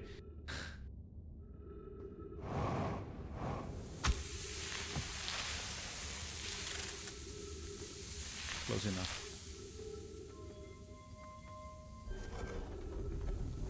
Okay, and like this way goes where? Is it like a shortcut that I can use next time?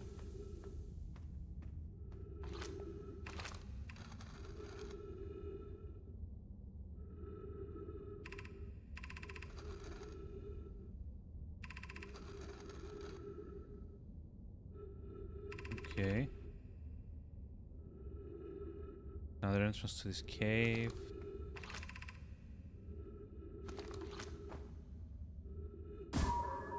Oh, okay. Yeah.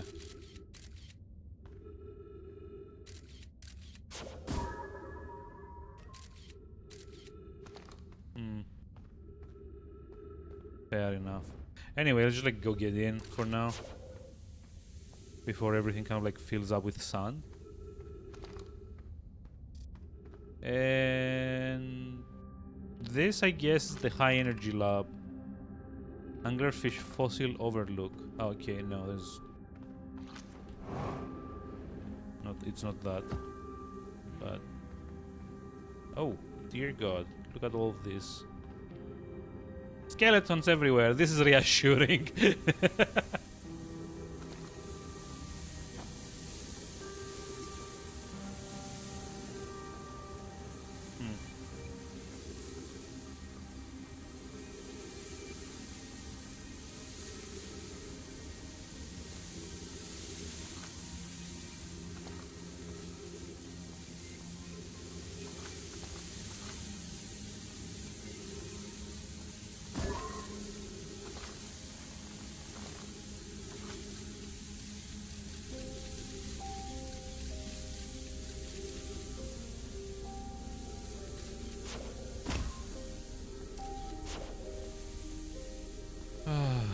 This is a maze.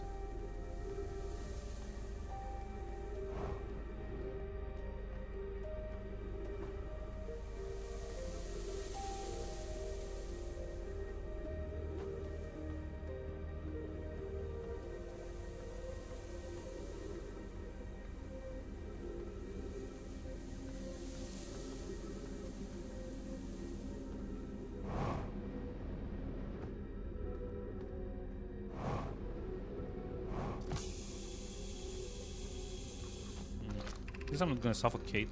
Should we be the sun station to power the Ash Twin project? I almost can't comprehend. Oh, the purpose of the sun station. Okay.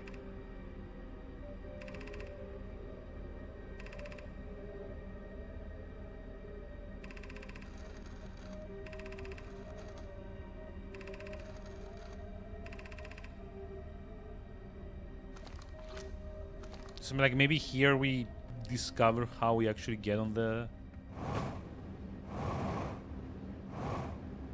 sun station.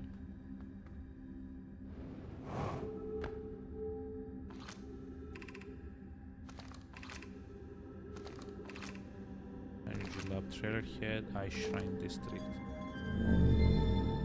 Okay, it's up there.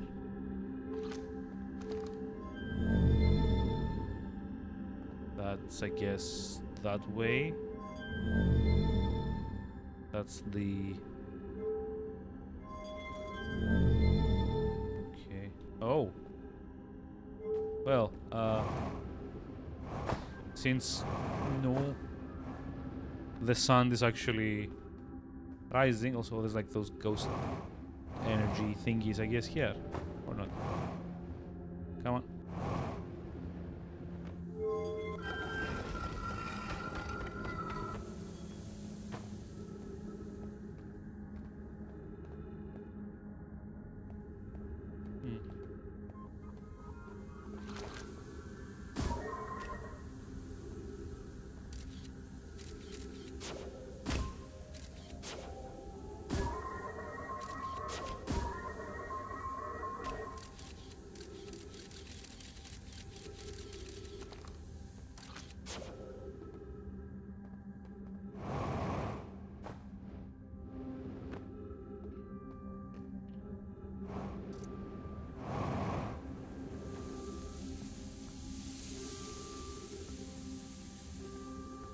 Gotta say, this is a bit stressful.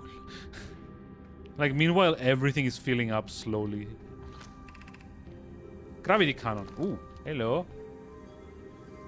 That's actually interesting. What is the gravity cannon?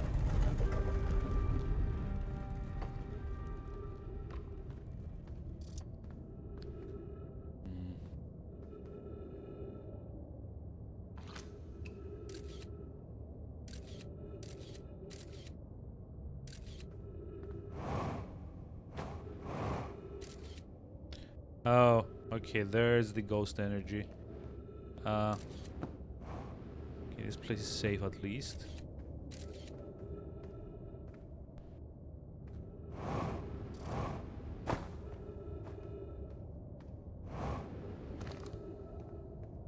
Whoa.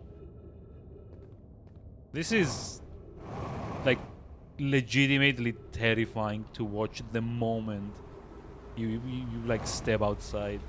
There's like a freaking like gigantic sun. Yeah, that's the gravity cannon, right?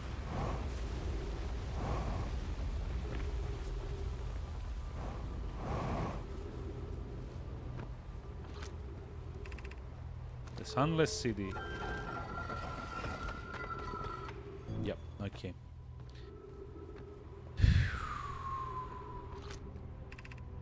Shuttle is currently resting at the Comet. Call the shuttle home. Activate the gravity cannon. Okay.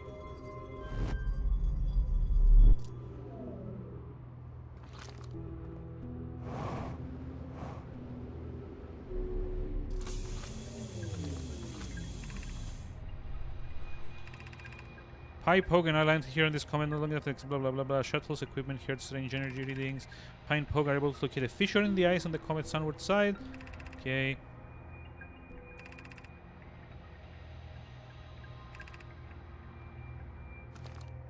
Okay.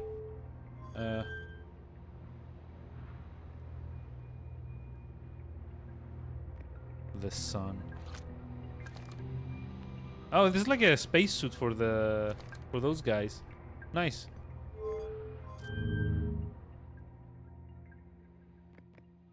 Wait, hold on. What did I just... Oh no.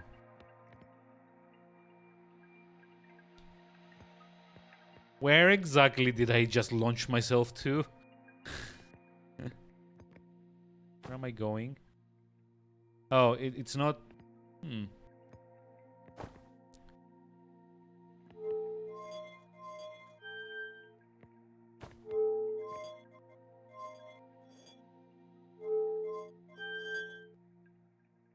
Nope.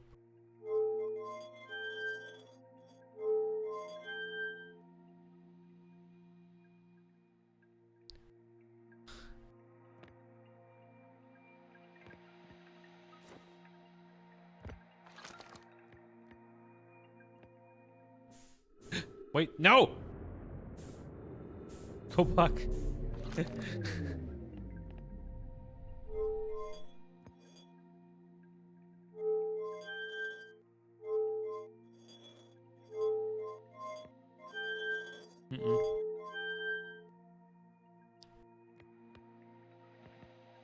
Like, where did I launch myself to? Like, where is the shuttle going?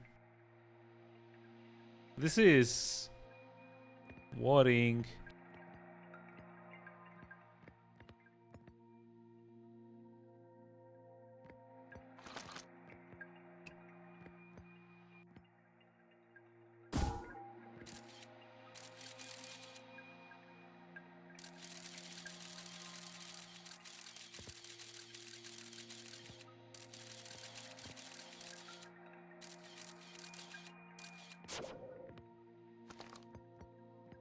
This is worrying, and I have like no idea where exactly it is that I launch myself off of. Like 27 kilometers away from everything. That was fun.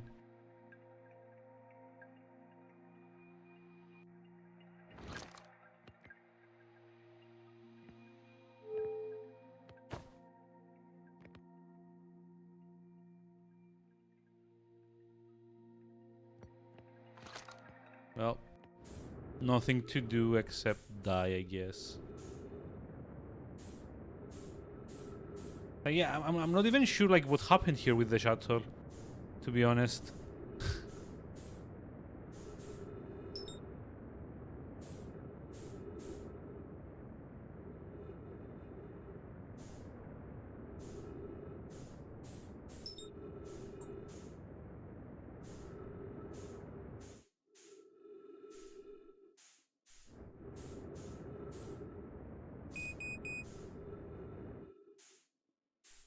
Yeah, I can't even like see it anymore.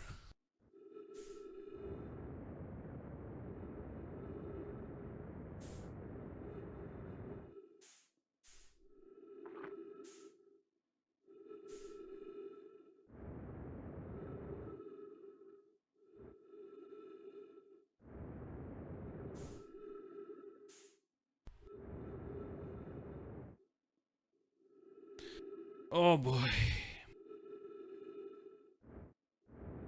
Guess we've got momentum now, but for how long?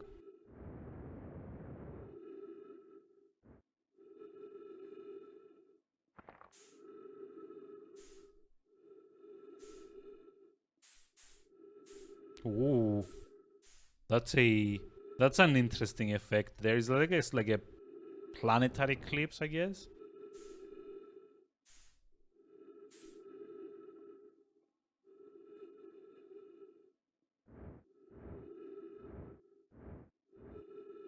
At this point, I'm kind of assuming I'm gonna like, you know,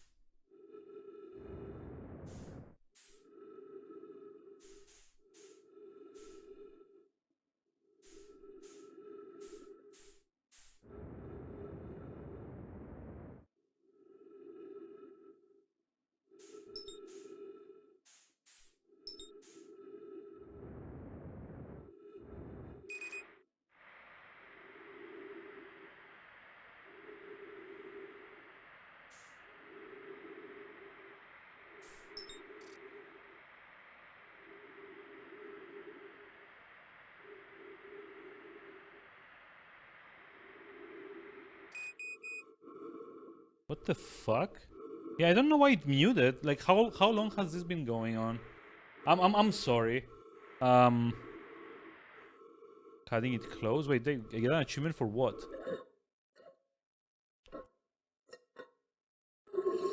Suffocating, I guess. Yay! Only the last 30 seconds. Yeah, I don't know what happened there. For like some reason, I was like looking through my Stream Deck stuff and it muted myself. It's like weird. But yeah, I have no idea what happened there. Like I wasn't like on the shuttle 1 minute and like the very next minute it just like flung me off somehow.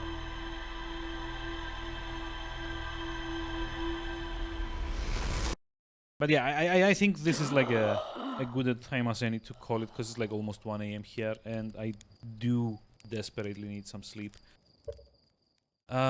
So what I'm gonna do... Oh, roast marshmallows. Nice.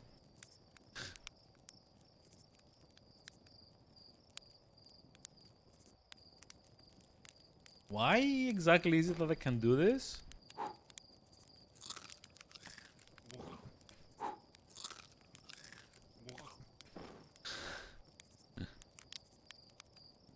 Wee!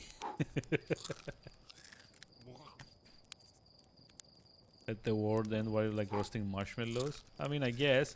Like, I guess like the idea is to kind of like roast it without making it burn.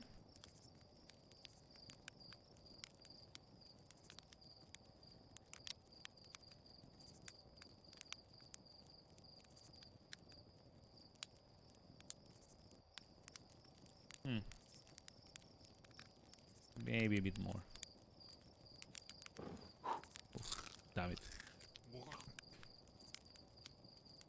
Roast a marshmallow on the supernova. I don't think the game is gonna let me like take one with me, but sure.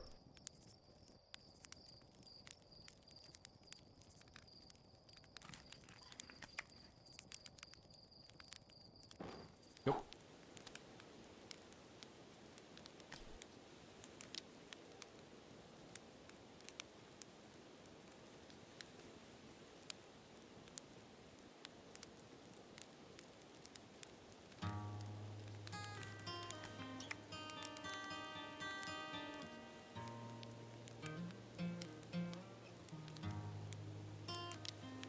Monster Hunter roasting music in the distance.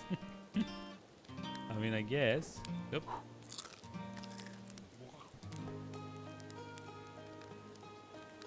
Just like a point to this.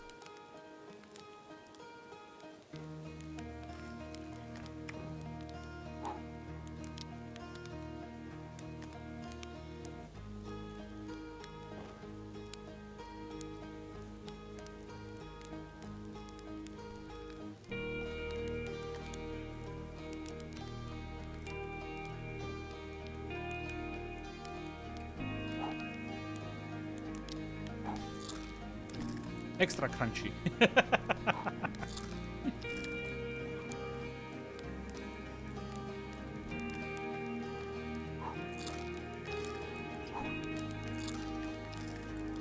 Oh. There's an achievement. Carcinogens. What? Oh, it's like an achievement for like eating marshmallows? That's interesting. Oh, yeah. I'm out. I'm out. This is like a good time as any for me to go get some sleep. I enjoyed this immensely. Maybe not the bits where I wasted all my time smashing into the sun, but you know, gotta set goals, I guess. To be fair, there was like a what's it called? There was like a few bits of progress at least. Oh, eat 10 burnt marshmallows. Yes, I think you are correct. It's like specifically for burnt ones. But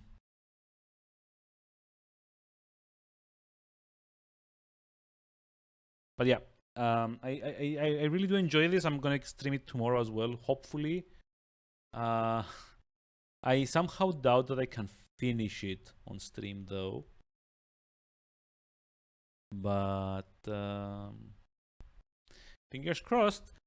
In the meantime, I really hope you enjoyed the stream at least. I mean, if it's entertaining, it's all worth it, to be honest. So fingers crossed on that. I really should go get some like rest. I look like shit. I can see myself on the preview, and it's not looking good, to be honest. But yeah, we've got like the usual suspect for the raid. So let's go do that. We're gonna go say hi to Millimage, who's doing more art. And I'm gonna go get some sleep and hopefully wake up tomorrow feeling a bit more refreshed. I hope. Hope you enjoyed it. I'll see you around maybe tomorrow. Fingers crossed. Until then, have a lovely rest of the evening and have a good one. Bye-bye.